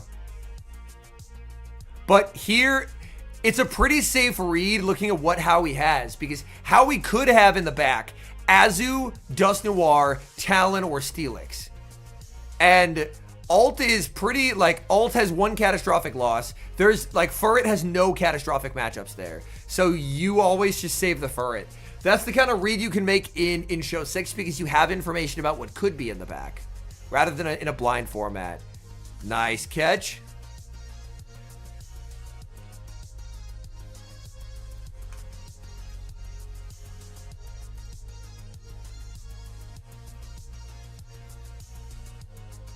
Bro.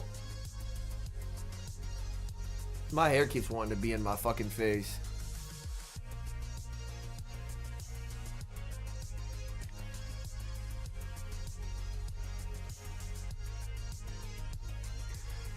Which one are you referring to in particular, James? Is it Glaring Corsola?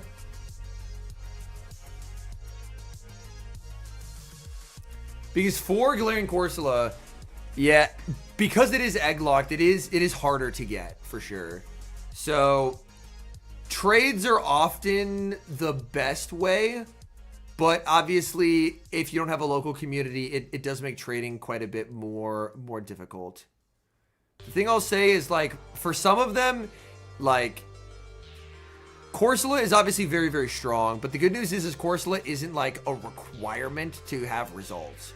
Like, in the top 4 teams here, there are no Corsola.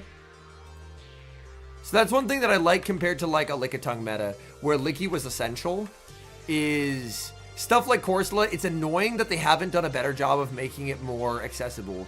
But it is not, like, a must-have to win, which I like. Like, among these teams here, there is no XL Pokemon, which is actually really cool. But yeah, so for Corsola, I believe a way to get more of them is, if you do routes, the Mateo eggs at the end of routes have a higher chance of hatching Corsola. So that is a way to get better odds at hatching them. But yeah, unfortunately, it does want better IVs, which is only possible through trades. I did Blue, yeah. She had a very nice run.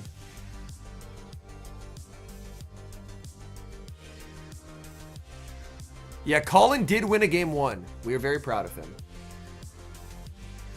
Yeah, Pathos, it is really interesting to see how the different regions interpret the meta.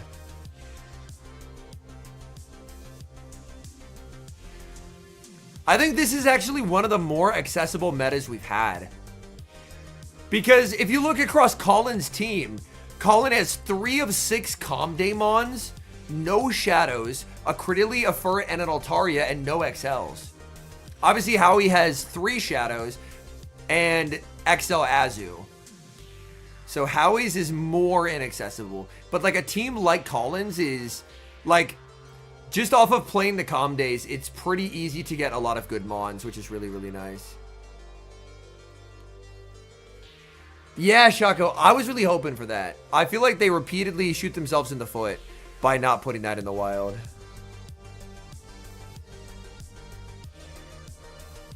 Oh no, pedaling pianist. Yeah. Yeah, and yeah, Furret gets to like 38 or 39, so it's an expensive build, but doesn't need XLs, which is really helpful. I just don't know what they could do for Beak Blast to make it better than Drill Peck. Drill Peck is already insane. Yo, what's up, B-Shuck? Welcome in. B-Shuck, I didn't watch, but my Vikings won. To celebrate, as we pause here, hello, we're back, department. I'd like to file a claim. Okay. That is today's graphic. JJ McCarthy got healthy and got 3 touchdowns apparently. We're back. We're so fucking back. We've actually never been so back.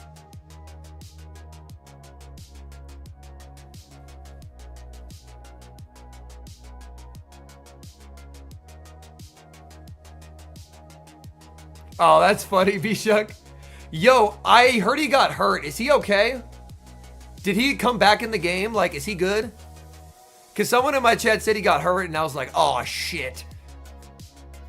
Oh, B-Shuck says, oh, F me, IDK. Yeah, someone in chat said he got hurt, and then they didn't say shit afterwards.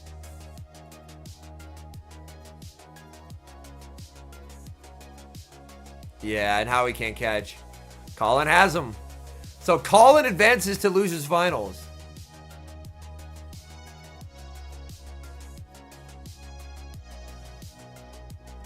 There's no ESPN fantasy blurb. Hopefully it was just something minor then. Chat, the main event. The main event. The 2 trainers. Yo, what's up, Academy? Welcome in. Who built their team together have now climbed to the top.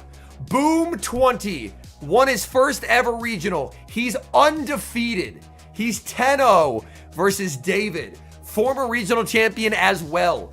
They have beat every team that isn't their own. Now they have to play a perfect mirror match. All 6 Pokemon are the same. We've got lock-ins. Game number 1, PvP David versus Boom. 2 of the best battlers in the world. It's Furret for David, into the Corviknight for Boom. That is a great lead for Boom. This is exactly where he wants to see it. David probably going to look to store some energy and then pivot out, as the energy will be more useful later on. He's going to pivot into the Altaria. Altaria answered with the Furret. Now this is more about basically just harm prevention for Boom than anything. It's not necessarily a matchup that Furret can win typically without going down shields. So Boom is going to be firing off the Swift. Swift is going to land, but yes, as King says, Altaria is favored in all evens and is up quite a bit of energy as well. Sky Attack, the immediate no shield from the Furret. Furret takes quite a lot of damage there. Furret will be able to outpace, and look at the counting from Boom. Boom's counts dead on. Boom. This Swift will not knock out the Altaria. Altaria will be able to hang on. The Swift lands. Altaria, now into the red, will survive, and Boom is going to be letting that through. This is going to be the end of Furret, but could allow Boom to try and get some farm on the Stunfisk. In comes the Stunfisk. David staying in. David going to try and get at the Flamethrower. It's going to be very, very close. Can he get there? He gets the Sky Attack. No! The Thundershock KOs. That's a monster farm down. In comes Furret. And oh my goodness! Boom on fire! He overfarms by 2. Catches the Trailblaze on a Corviknight. Look at him go!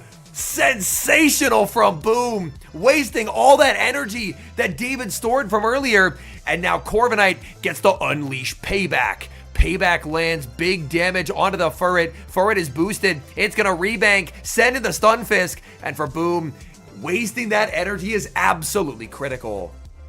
Before the discharge is available for the Stunfisk, Payback coming out from the Corviknight. David still not going to use a shield. That's going to land, and that is heavy damage. Corviknight farming up. The discharge is reached. Corviknight has to decide, is this where the shield gets used?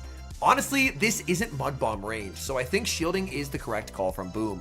Boom just needs damage. He's farming. He's not going for the catch. And a bit of a mind game there as David overfarmed predicting the catch. The Payback is going to be shielded. Does Boom ever decide to try and go for a combo play, or does he stay in? David predicts the combo, but Boom stays in. Oh my goodness, the mind games in this set are insane. He throws the Mud Bomb. It doesn't knock out. There's the combo play. David had to try and make the prediction, but he didn't get it right. Now Mud Bomb is going to be devastating damage onto the Stunfisk. David holds on. It's not by much. He's going to make the Mud Bomb, but there's just so much health available on this Stunfisk. Boom, calm, cool, and collected. He's going to be clicking no shield on the Mud Bomb. There's the switch. Furret stored a Trailblaze from earlier. And Furret is just going to get outpaced. It's too far behind. The Trailblaze is stored, but the Stunfisk is a shield. That means it needs to get the 2 charge stacks, and it simply cannot get there. The Swift is reached. Boom has to respect the Trailblaze, but he does have the Mud Bomb banked, and that's going to be winning him game number 1. The Swift, there goes the shield, and there goes the Mud Bomb. Boom, now 11-0 here in Gdansk. He won his first ever tournament. He got top 8 at his second. Guaranteed a top 3 finish at minimum. He's going to be thundershocking down the Stunfisk, and he's up 1-0 in this best of 5. That game at multiple points looked like it was slipping out of reach for Boom, but sensational catches. David trying to predict the combo, but Boom making the right read, staying in. My goodness. Unbelievable plays from Boom. Very, very, very well played. Let's get him locked in for game number 2. It's going to be the mirror. Furret versus Furret. This is winners finals. It's a best of 5. Now this matchup is a bit of an interesting one. If they built the team together, they should know each other's Furret IVs. One would imagine. Building up to the Trailblaze, David going to opt for a Swift. Not going to throw the Trailblaze. Boom with the no shield. Swift is going to land.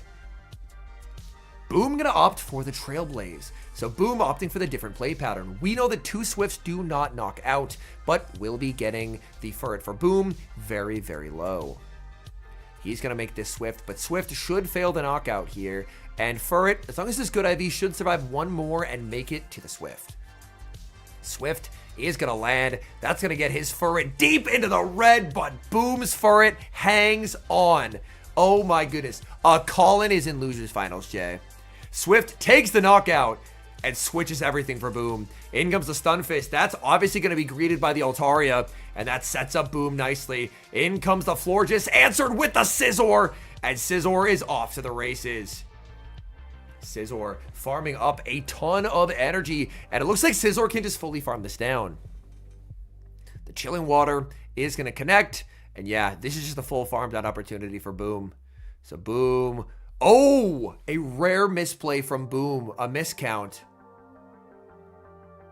A miscount from Boom. He could have farmed down and he doesn't. Things could suddenly get a little bit tricky because Stunfisk, can it get the reverse farm that it needs? That's a catastrophic misplay from Boom. The Trailblaze is shielded. Does Stunfisk get this farm down? It's going to be close. He could have also double Night Slashed, but he wouldn't have got there. And he gets farmed down. And suddenly, this game is tilting. David, never having the alignment, can capitalize off this misplay. And he is going... He's up enough energy. This is where the Dragon Breath rework absolutely burns Altaria, because in the Stunfisk matchup, it does basically no damage. This was a one game for Boom, but now David looks to be back in the driver's seat. The bait. Boom getting aggressive, trying to make plays, but he just can't get it into flamethrower range. The shield goes up, but Boom's in trouble. Double discharge is reached, and David should make it to a third discharge, and that should be able to seal this game for him. As the discharge is going to connect, and yeah, 3 discharges will do it. Boom is not throwing because a flamethrower doesn't knock out here. Flamethrower just does not do enough, and David takes advantage of an exceedingly rare Boom misplay, and he's going to fight back. All looked lost, but he's going to fight back, and he's going to be able to secure this game number 2. Yo, okay, Boom, yes, welcome in. Welcome in. Hey, Boom, all it is it just shows that you're human, because there were some legit doubts with how well you play. There were some legit doubts as to whether you were like a robot. So it shows that you are actually a human.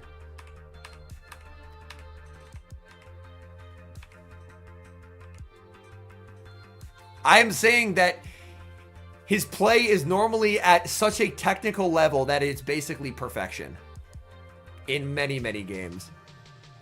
Like that, a game 1 was an absolute work of art to pull off the win. Now, he's going to overfarm here because he really cannot afford to let David catch a Trailblaze. Mud Bomb is going to land. And now, does he just wait the turn here? Okay, he just under taps. I thought he might have got one more before. Yeah, that makes sense. Because, yeah, you also don't want to end up, like, going down energy. But, yeah, somehow, Fisk is such a little nuisance. How does Fisk get Furret so low here? Oh, looks like the stream hiccuped for a second, but we're back.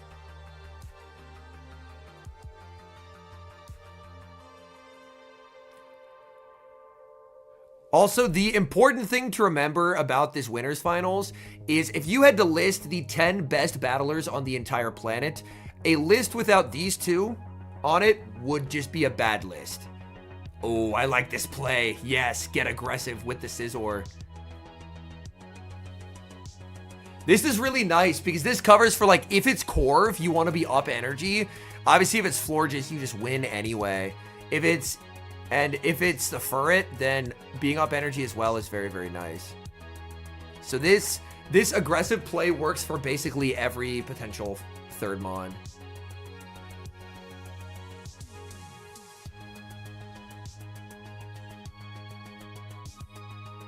Double shield from David. Can David get the Sucker Punch farm down here? He can. He gets it. Oh! He doubted it, and he threw. He doubted it.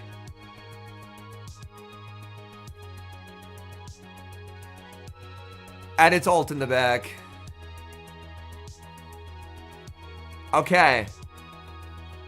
Yeah, David not committing. Like, it was close, but without knowing the third, you kind of have to send it. It's tough, though. It's tough. Like, obviously, with us being able to watch this back, it's clear to us. But in the moment, it's a lot less clear. So that basically evens out from the game 2, more or less.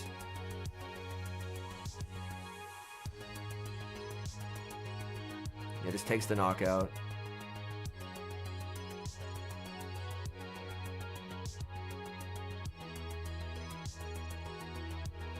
All right, boom up 2-1.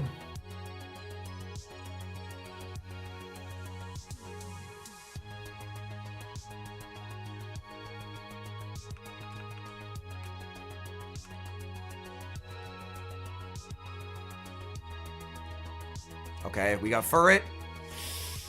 Ooh, into the Corv. That's not ideal. That's not ideal.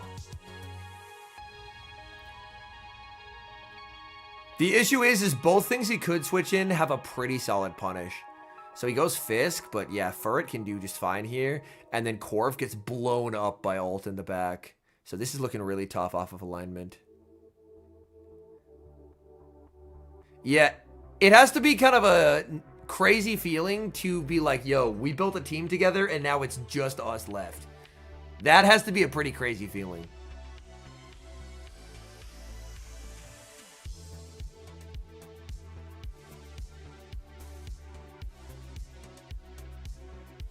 Yeah, there's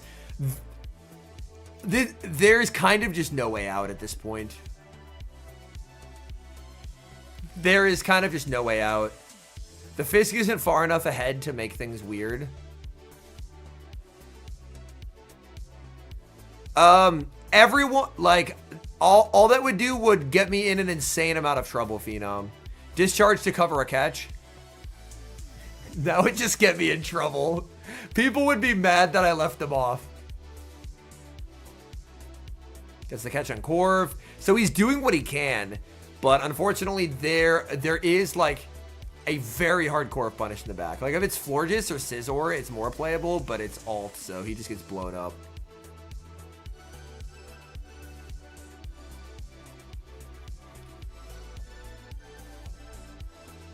What I will say, chat, is my proudest 1-2 ever in factions was against Boom. I was just happy to get a fucking win, dog. He's so just meticulously precise with his plays.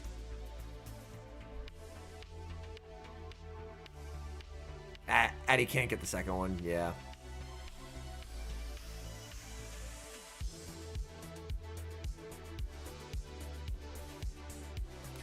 I do want to do one of those, Sias, towards the end of the season, yeah. Basically just talking about the changes and how they ended up working out. And I'll have to include stuff like Florges on that list. But yeah, he just knows it's over. Because obviously there's just a Corv, so he'll just let it go.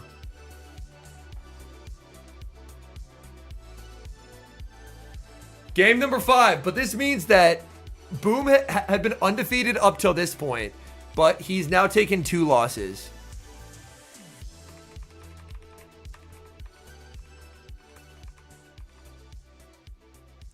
To decide it all, ult versus ult. Oh my god, it's an exact mirror. What is more fitting than a decisive game 5 with an exact mirror? Holy shit. Ult with Furret and Stunfisk in the back. You cannot ask for a better game 5 than this. Oh, simultaneous Furret switches as well. So we know Boom likes to go Trailblaze here. Ooh, Boom wins charge tech priority. That is really nice. I don't believe so, Sylvia, no. I believe anyone does have the ability to sign up.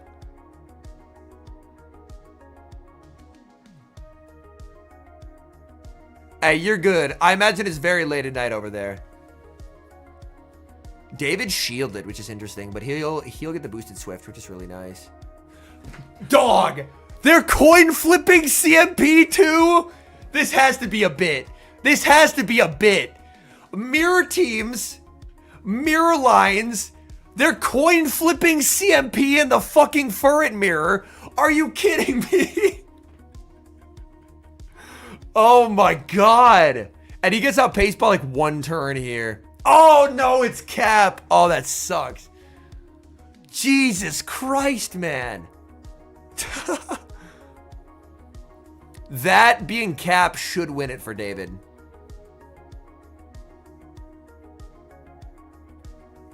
That and obviously the coin flip CMP. Snipe with the Fisk. Dog. The read that it's the mirror line to snipe with the Fisk is heinous. That's heinous. God, getting to watch games like this is an absolute fucking privilege. Holy shit. The farming it into 1 T-Shock range and then saying, if it's the mirror, I need to make sure that I'm up instead of farming it down and then being down a turn. So good. So good.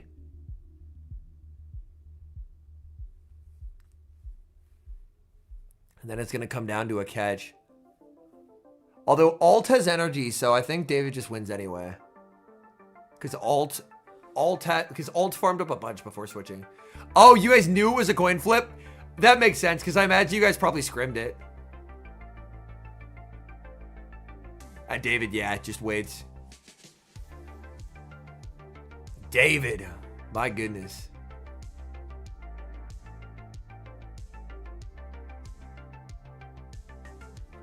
So the funniest thing about Boom competing at regionals is that Sparlix, or I'm probably mispronouncing that, will tell us in the Discord how many Mons were traded to Boom like the day before the tournament.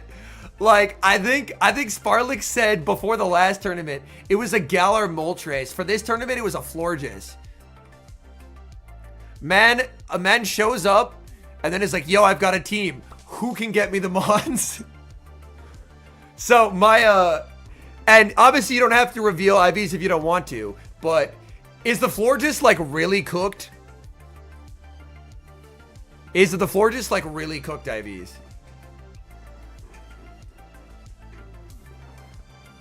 Because I didn't, I mean, obviously it's not for competing, but I did trade a built Florges to my wife's account, and it's a really cooked Florges, but I just wanted her to have a built one because I play on the account, obviously.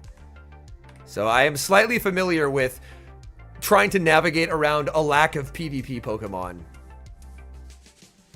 Okay. It's good IV? Oh, cool. Okay.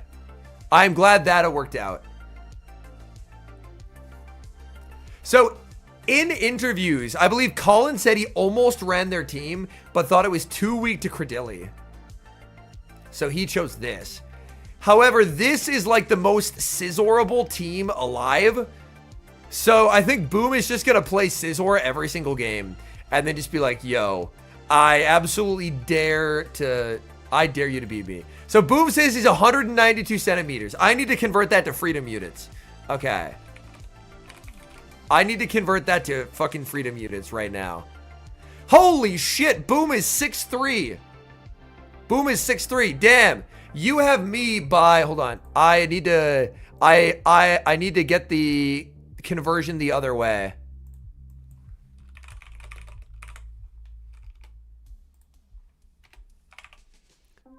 Okay, you have me by 4 centimeters, Boom. You have me by 4 centimeters. I am 6'2".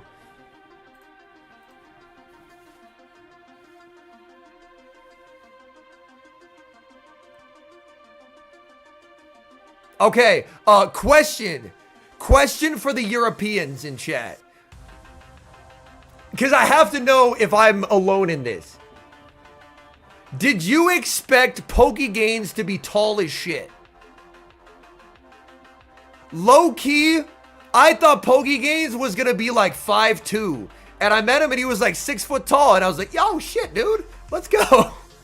I was unprepared. I don't know why I assumed Pokegains was short as hell, but I assumed he was short as hell. And then I met him in fucking Anaheim, and I was like, oh shit. He was not short as hell. I was mistaken. I was mistaken. Iron, if you want the honest answer, that is correct. That is correct. Average height in Belgium is kind of high. Interesting. I didn't know that. Iron soul read me there on my prejudice. That I assumed all Jack dudes are short as hell. God damn, that's such an accurate read on my mindset too. That's exceedingly funny. That is exceedingly funny.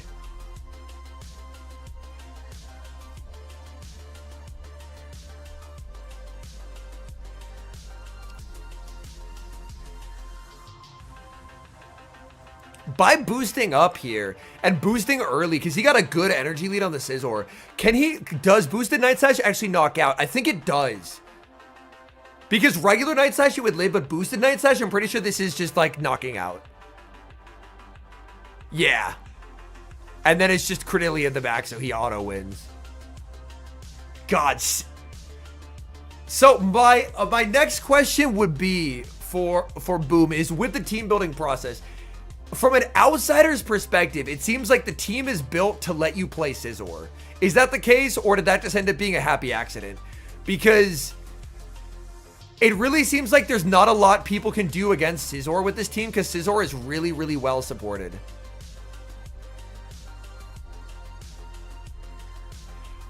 It is a bit funny that Netherlands is even higher, because the Dutchies that I've met are not tall. They are not tall. So it is funny to learn that for the Netherlands, it's even higher. I've obviously not met a lot of people from the Netherlands. Ooh, ult into Emp. Okay. Nah. If you're very tall, yo, is that Jocks? Judging from the username, I think that might be Jocks. Yo, Jocks. Say something only Jocks would say. If you're Jocks. It's you? Oh, dude. You have... Oh, the Corv to answer the ferret. You have a great casting voice, man. Great job this weekend. People started disrespecting Scizor on the teams to 6 and it pairs well with alt. Gotcha. Like, what I liked is there were some moments in which the thunder had to be brought, and like your voice brought that thunder. Like I like that you were particular about when it came out, and I think that ended up working out well. Because there's certain moments in which you want to bring the hype, and there's also moments in which you don't want to deafen the viewers, and I feel like you struck a very nice balance, which was really well done. Corv has all this energy, so he is going to want to save it. Alt catch question mark? Oh, nice. So Akira, I casted Pittsburgh and then I casted Milwaukee back to back. And then I have a break, which will be nice. So I have a couple months off and then I am back in the saddle. Which does mean watch parties, because if I'm not casting, I'm watch partying it.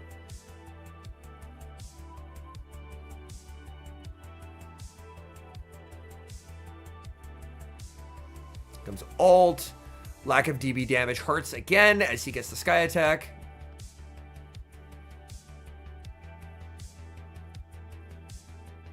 Clock not being up's a bit unfortunate because you do end up surrendering a lot of DBs. When is Toronto, Mahiman? That's in January, right? I believe I am not casting Toronto. I'm like mid-Jan, yeah. I will not be there. Low-key, I remember the events that I'm casting by when they are rather than the city they're at. But as someone who aggressively does not fuck with planes... Ooh, I think he had to air cut or snipe here. I think he had to air cut or snipe here.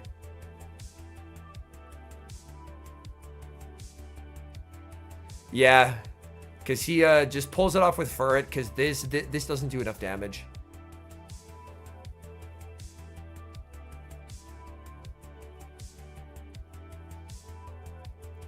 Yeah. Yo, Wex with the raid. Yo, welcome in. I hope you had a good stream. Shout out Wex Plays. Appreciate you. Thank you for thinking of me. We are watching losers finals of Gdansk. It's been a wild tournament.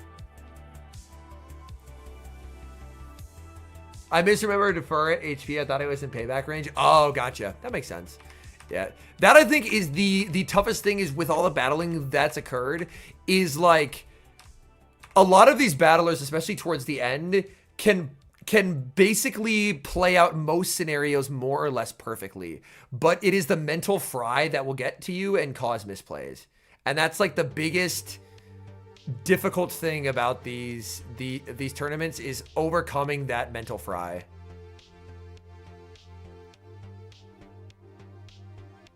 Yo, Furret versus Furret.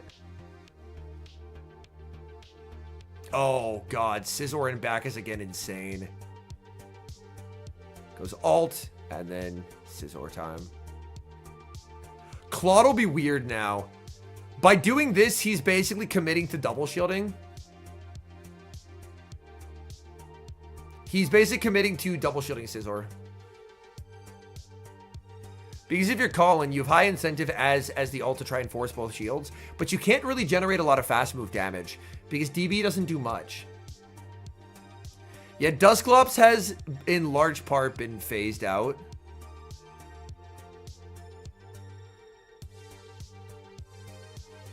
Like the ghosts that are used are Corsola, but like these final teams haven't had it. But yeah, you kind of just have to commit because Claude will be real like. He's going to have to play well to navigate around the Claude in the back. Does he ever go snipe? Yeah, he does. Because he just wants damage here. I have a good one, Battling Pianist. And again, congrats on Legend. That's awesome. Yeah, there's a switch. And then you're behind by a turn, so you throw instantly.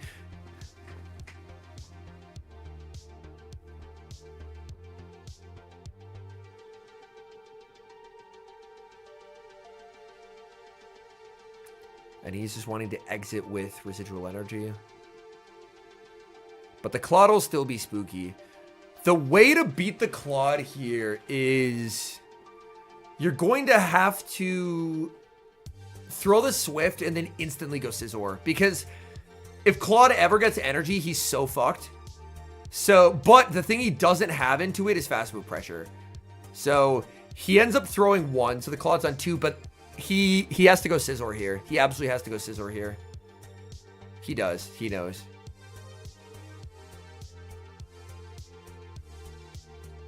Because now Colin's like, do I really want to shield the Night Slash? And he lets it go, and that's really good for Boom.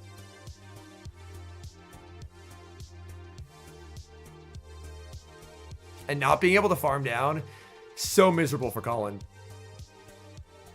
But like, there was a Claude with a shield advantage, and now there's a Claude that's like 30% HP. One thing to watch will be the DBs. I'm curious if he gets the DB tech into the Claude here. Those DBs are DBing. Those DBs are DBing. Are we? Like, I'm tired, but those are not... Are we 3 damage DBing right now? We might be 3 damage DBing right now. Oh, you're not on breakpoint? Okay.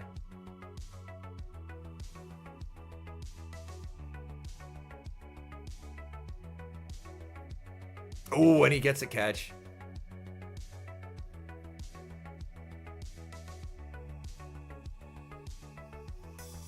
Maybe I just don't play enough Altaria. Yeah, he just farms it all down.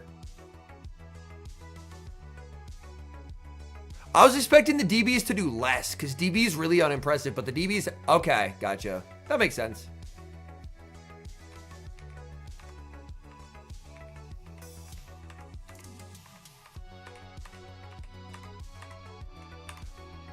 The course bulk point, that's for ones, I think?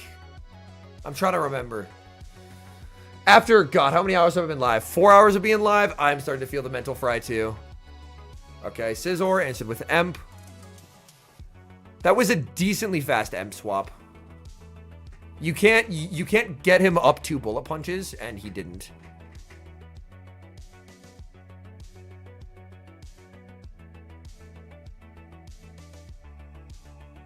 Okay, they can't land a gem and farm down before he reaches 3 moves. Gotcha, okay.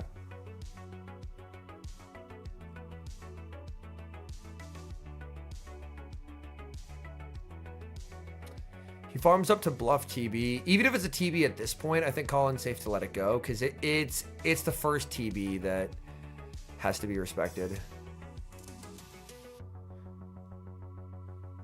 But yeah, I'm happy to see M do as well as it has been, because its defensive typing is absolutely nuts.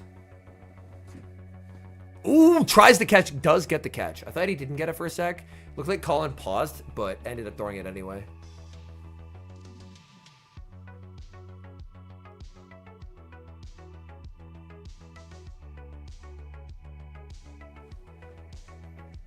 But it does seem like in general, a lot of the matches, at least in day 2, it feels like this team has generated a lot of games where there's like it comes like it's not RPS. It comes down to how you play it rather than just like I have my good thing on the thing that it beats, which is pretty good to see.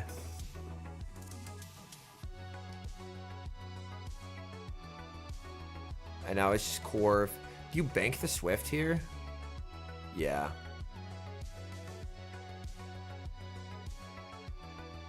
Is he 2 off? If he's 1 off, he outpaces. But if it's 2 off, it's cap. If it's cap, then do you ever just overfarm here? Ooh. That's an unfortunate cap dive for Colin because it traps him into this move.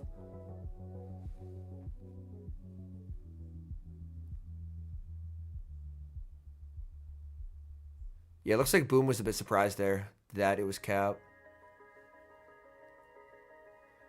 Under charges, gets 3 DBs.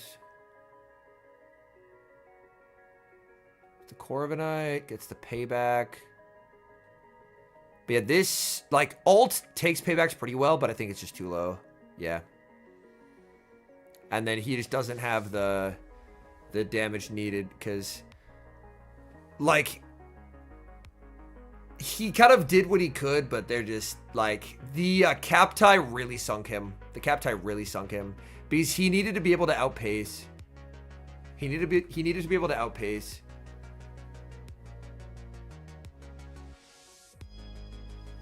All right, we go to Grands.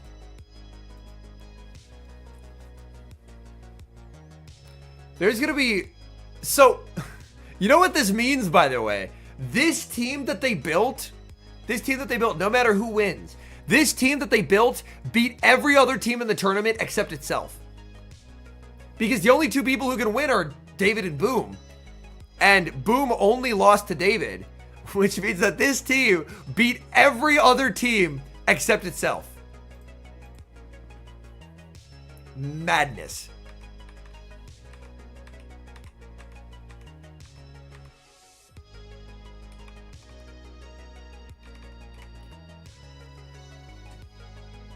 I will get to record the more slice video after I get some food and have less brain fry.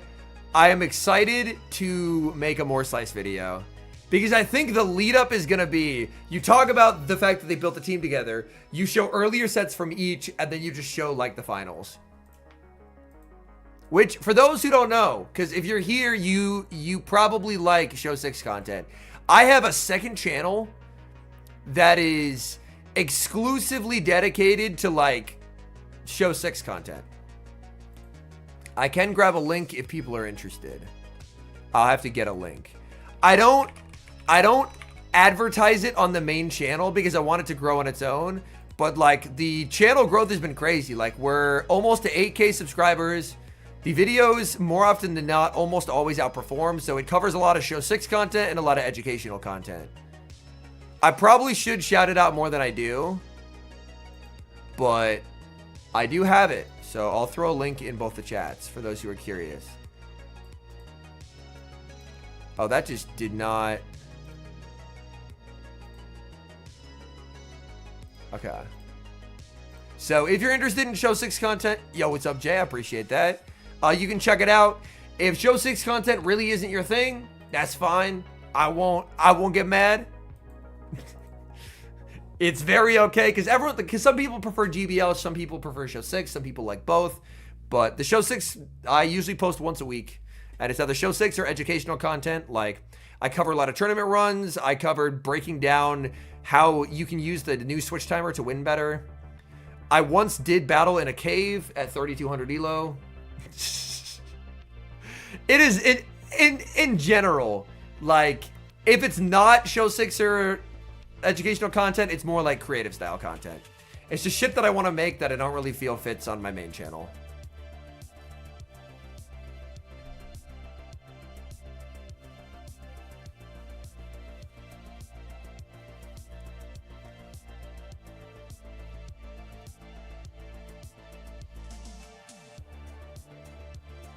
Yo, my hair will not stay out of my face, man.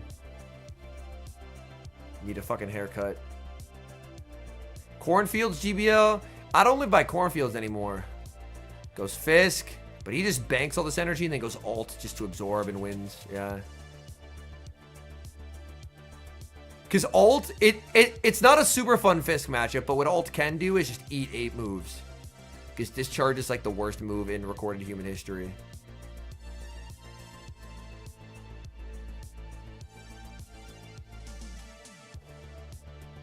Yo, what's up, Yakai?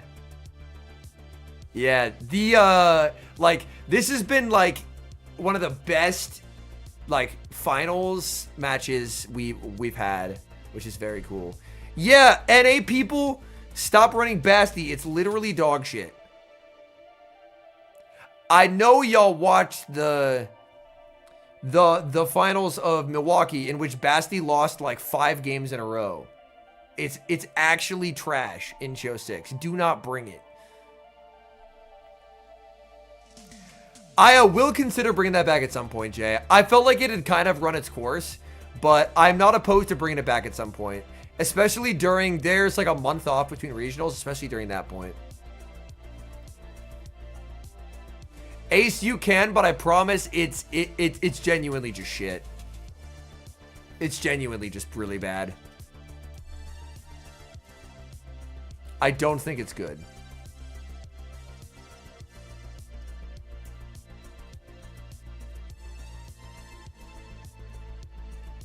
And he's not quite in Mud Bomb range, but it'll put him low enough. Yeah, like this shouldn't knock out. Man who has played too many fucking Ufisk mirrors, yeah.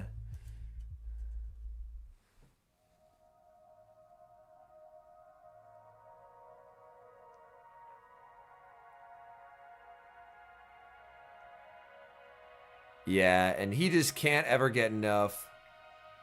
Yo, the visuals there on boom screen were super fucked, by the way. Look at this. It took the Altaria's health bar.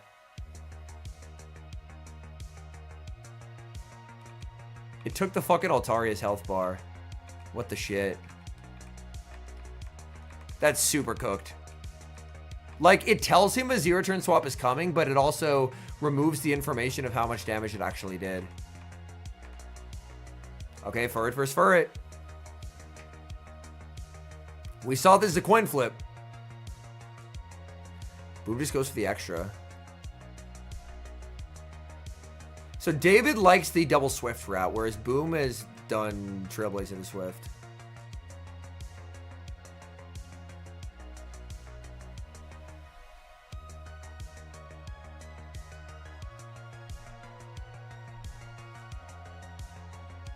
Because we've seen his Furret should live on 1 every time. He doesn't really have something he wants to catch on it more. Because obviously, it's not like it's a Trailblaze. You can catch out Altaria. It's a Swift. And you don't have a like, normal resist. So it's better to just have it take this knockout and then just get up a little bit of energy on something. He just goes Fisk, yeah. Here comes the Florges. Oh, that's cool, Yakai. That's awesome. Do you think stat changes should affect Cap? I feel like Cap works pretty well as is. He will go Trailblaze. So the Furrets have the exact same... The Furrets have the exact same attack stat. Outside of that, we don't know.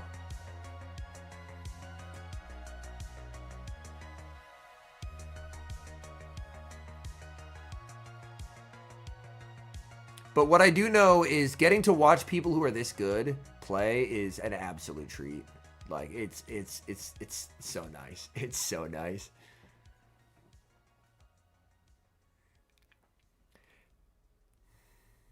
And he will shield here because the floor has lost a lot of HP. It's lost a lot of HP. Cap tie here. David has to shield because he can't let himself get perma-debuffed. Because if he's perma-debuffed, he's just cooked in back. And by Boom going down shields, he knows it's not Scizor.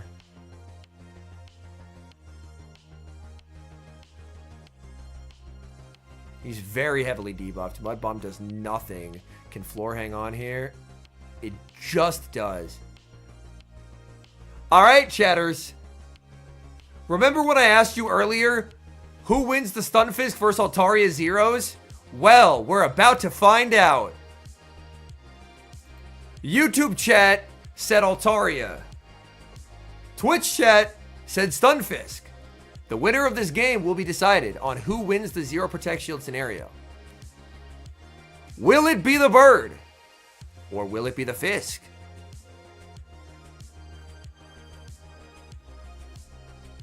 San Hudigo, immediate answer saying, I played this so much in GBL. Yes, jungle, yeah. I played a lot of alt in jungle. Stun is not debuffed, no. It is at full power. The correct answer, as it is revealed, is Stunfisk. Because all the DBs and 2 flamethrowers do not KO. The Fisk hangs on. And makes a discharge. And don't get me wrong, discharge is a really bad move. But, enough damage has been done.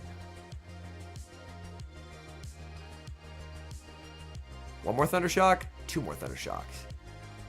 Very close matchup. Yeah, Boom's like, holy shit, dude.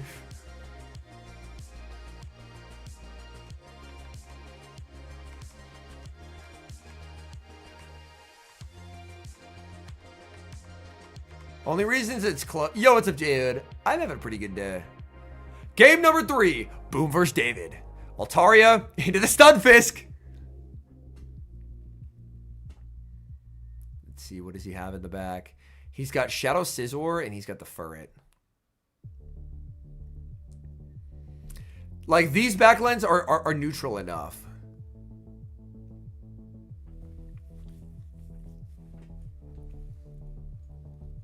Discharge lands and he just goes Furret. We chips the Furret. The one worry is alt energy is pretty good into what David has. The one worry is if Stunfisk is very healthy, Furret is the easiest way to get rid of it, and Scizor's obviously not going to be a big fan.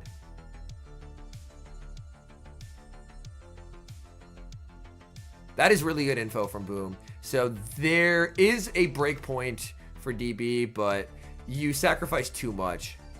Boom knows he can survive and still get both these moves. Is, again, just like the understanding of damage ranges is really, really, really good. Can he like bail out of this and get aggressive? Is his clock up? Yeah. These are the kind of plays. Oh, wait. Oh, he doesn't get that farm down. That's a little unfortunate. But these are the kind of plays that, like, with the switch timer are, like, also help differentiate the more experienced competitors from those who aren't. Is people play a lot more aggressively.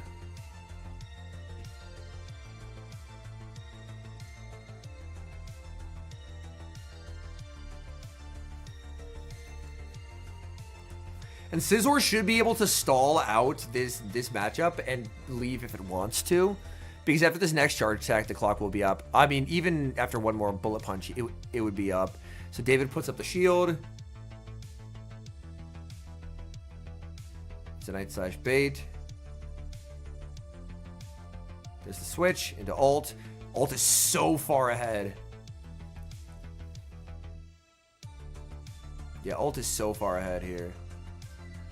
Out of swift range. Sky attack doesn't two-shot. The DBs help, though. So for Boom, it is going to come down to overfarm. He's one off on the Scizor. So he can potentially look to try and snipe at some point, but does David predict it? That's where things will get interesting.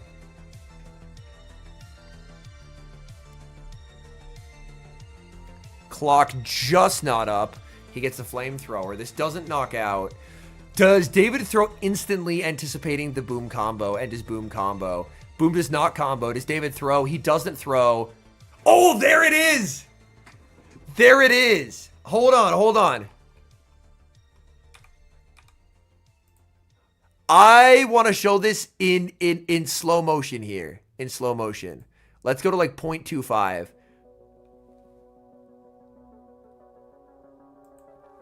Do you notice the... So I want to demonstrate why this is a very technical play. Because in this scenario, if you're on the field, and this is for the newer players, switch takes 1 turn. The only time switch takes 0 turns is if you are... is if you're like in a cap tie or something and all your damage is registered, then you can click the button and once you click the button, if it switches, then the Mon switches, then you'll know you got a 0 turn switch. So he knows switch takes a turn. His play is he needs to do 1 Dragon Breath, switch, which is his 2nd turn, and then force an overtap from David to get his bullet punch to then snipe.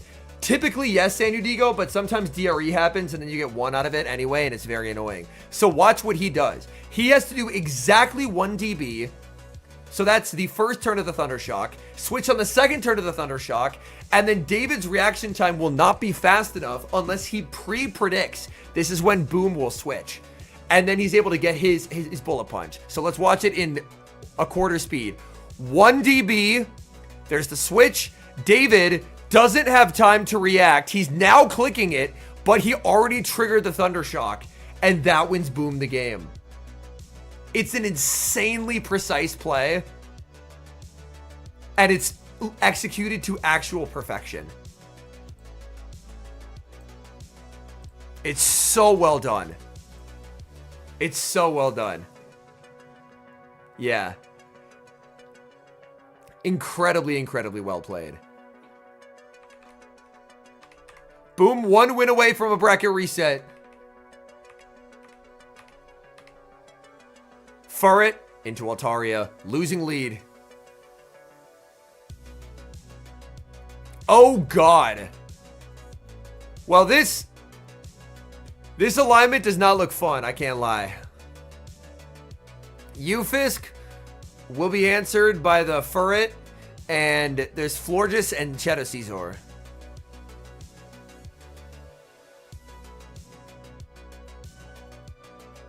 Sky attack, instant no shield. People have been safe switching Fisk a lot with the lack of slappers.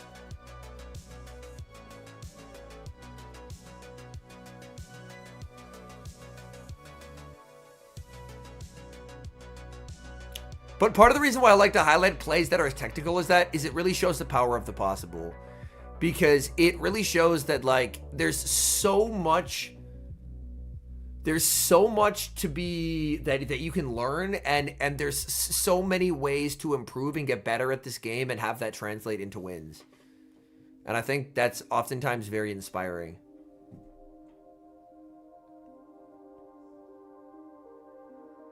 Yeah, Scizor into Florges will be supremely unfun.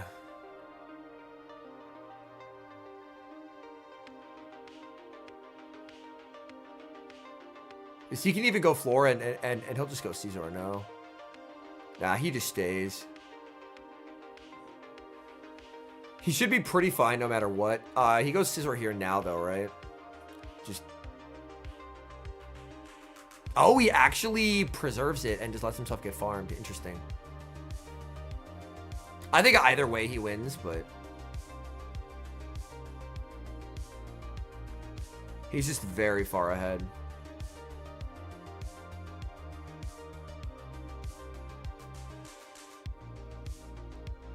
Yeah.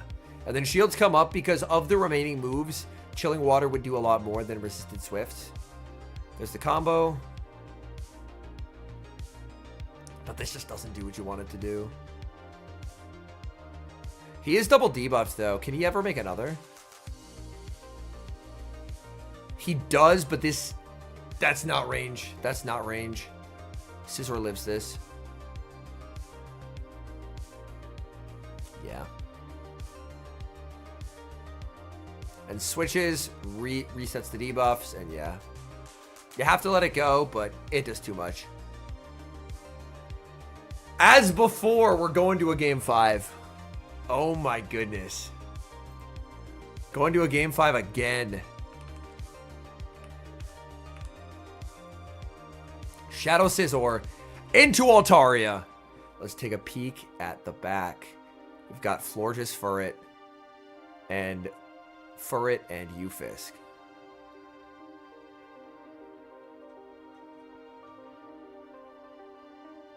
The shield goes up on the Night Slash. And now out comes Florges. Florges going to be no shielding.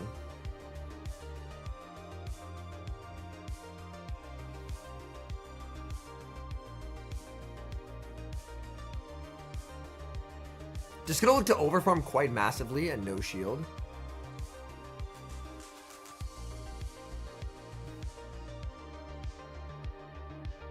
We'll obviously get the double up. Neither move will knock out here. We'll go for a Trailblaze. There's the no shield from David.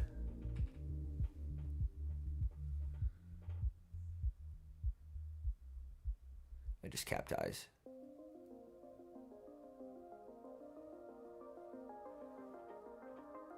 I imagine we just see a pivot here. Yeah. It's Fisk, though. That's tricky. That's tricky. Boom should still outpacing it to Trailblaze, though. Like, Boom should be able to go straight Trailblaze. And Scizor typically wins the ones. He does wait the turn. Oh, this is going to be fucking close. I think David has to catch.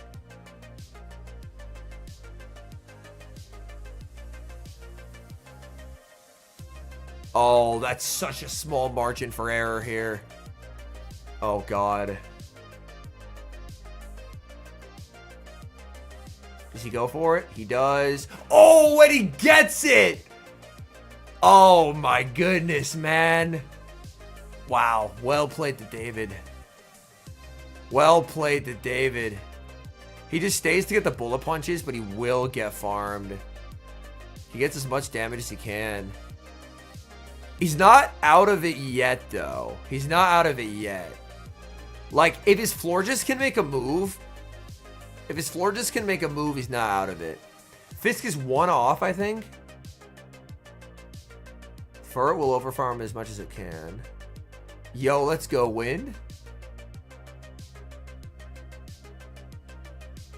Okay, Swift, lands, oh, the snipe. Oh, the snipe! Does that let him... Does he live 3 T-Shocks? Does he get there? Oh, no! Oh, no! Oh, if he got that, he wins. That, he's just shaking his head. That's as close as it could have gotten. Does he get Trailblaze? He does not.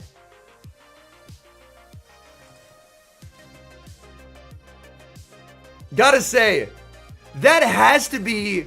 If that's not one of the best finals and grand final sequences ever, it's gotta be up there. 2 of the absolute best. 2 of the absolute best.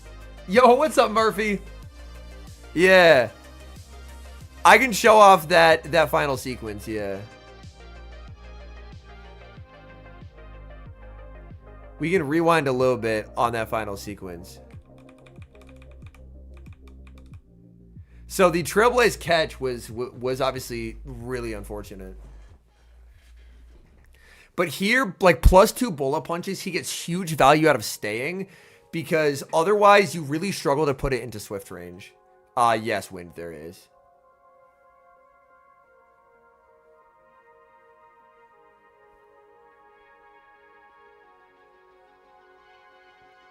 Yeah, Milwaukee was decided off a 1 HP survive. A Corsola living on actual 1.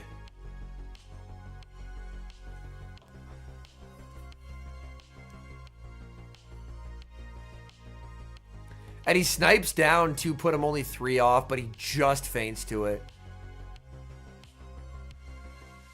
And you can see right here, David looks up and Boom looks to the sky, because that is the moment they both knew. Miscounted here as well, thought ulted the move. Gotcha.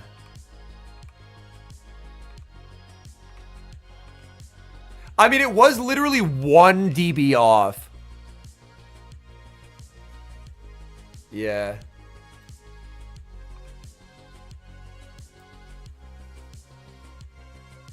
It was very close. Like, even with that, it was a game of millimeters, not like inches or anything. It was as close as it can get. Hey, still so much to be proud of. Getting a medal, getting a boatload of championship points, and getting a pretty nice cash prize too. Boom is like a rare trainer who, off of the tournaments he's gone to, he's almost assuredly made a profit. Because he so consistently does well. Would he win if he stayed? Let's rewind it to see where Furret was at. Furret would have outpaced. Like, he guaranteed would have got the Blaze. Because he would have outpaced. But the question is, how much does a Blaze do? Because the Fisk was in green, right? Yeah, the Fisk was right around 50%. Let me look. Furret. Stunfisk. Blaze does 36. It would have been close. It would have been close. I'm too brain fried to do the actual math on it, but yeah, much to be proud of. Much to be proud of. Amazing run. Boom is easily one of the best in the world. Like, I think he is. I would very comfortably put him top 5. I would very comfortably put him top 5 and lose no sleep over it. Like, a lot of people say, like, yo, Henry, go to these tournaments. You would win it easily. I am not close to Boom's level, man. There are levels to this shit. I'm a higher level than most people. Boom is like, there's a lot of floors between me and Boom, man. There's a lot of fucking floors between me and Boom. David is unreal as well. Like, we got very lucky that we got to see, like, a finals matchup between 2 of the absolute best. And the fact that it went the distance both times, again, we should be so lucky that every grand finals is as good as this. All right, chat. That's it from me. We've been here for what, 4 hours? I'm very confident if I showed up to any regional, I could day 2. I don't think it's like, if I put in the proper prep to, like, run a team that isn't troll, I feel very confident I could show up in day 2. But there's a very big difference between the Booms, the Yakais, the Davids of the world and me. There are levels to this shit. I'm not there. All right. Let me see who is live in the go category that we can raid. Hey, Yakai, if you're ever like, man, I don't think I'm that good, just do me a favor and go look at that world champ trophy on your, it's probably on your desk, on your mantle, something like that. Crispy? Okay, perfect, thank you. Oh, the man of the planet just went live. Yo, he was here earlier. That's terrific. Yeah, if the man of the planet, his stream is titled Hatterene Day. Hell yeah.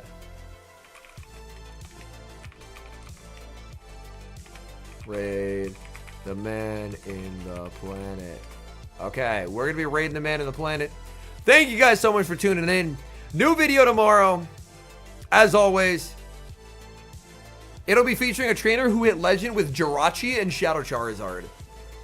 A Jirachi legend team, in which he absolutely cooked.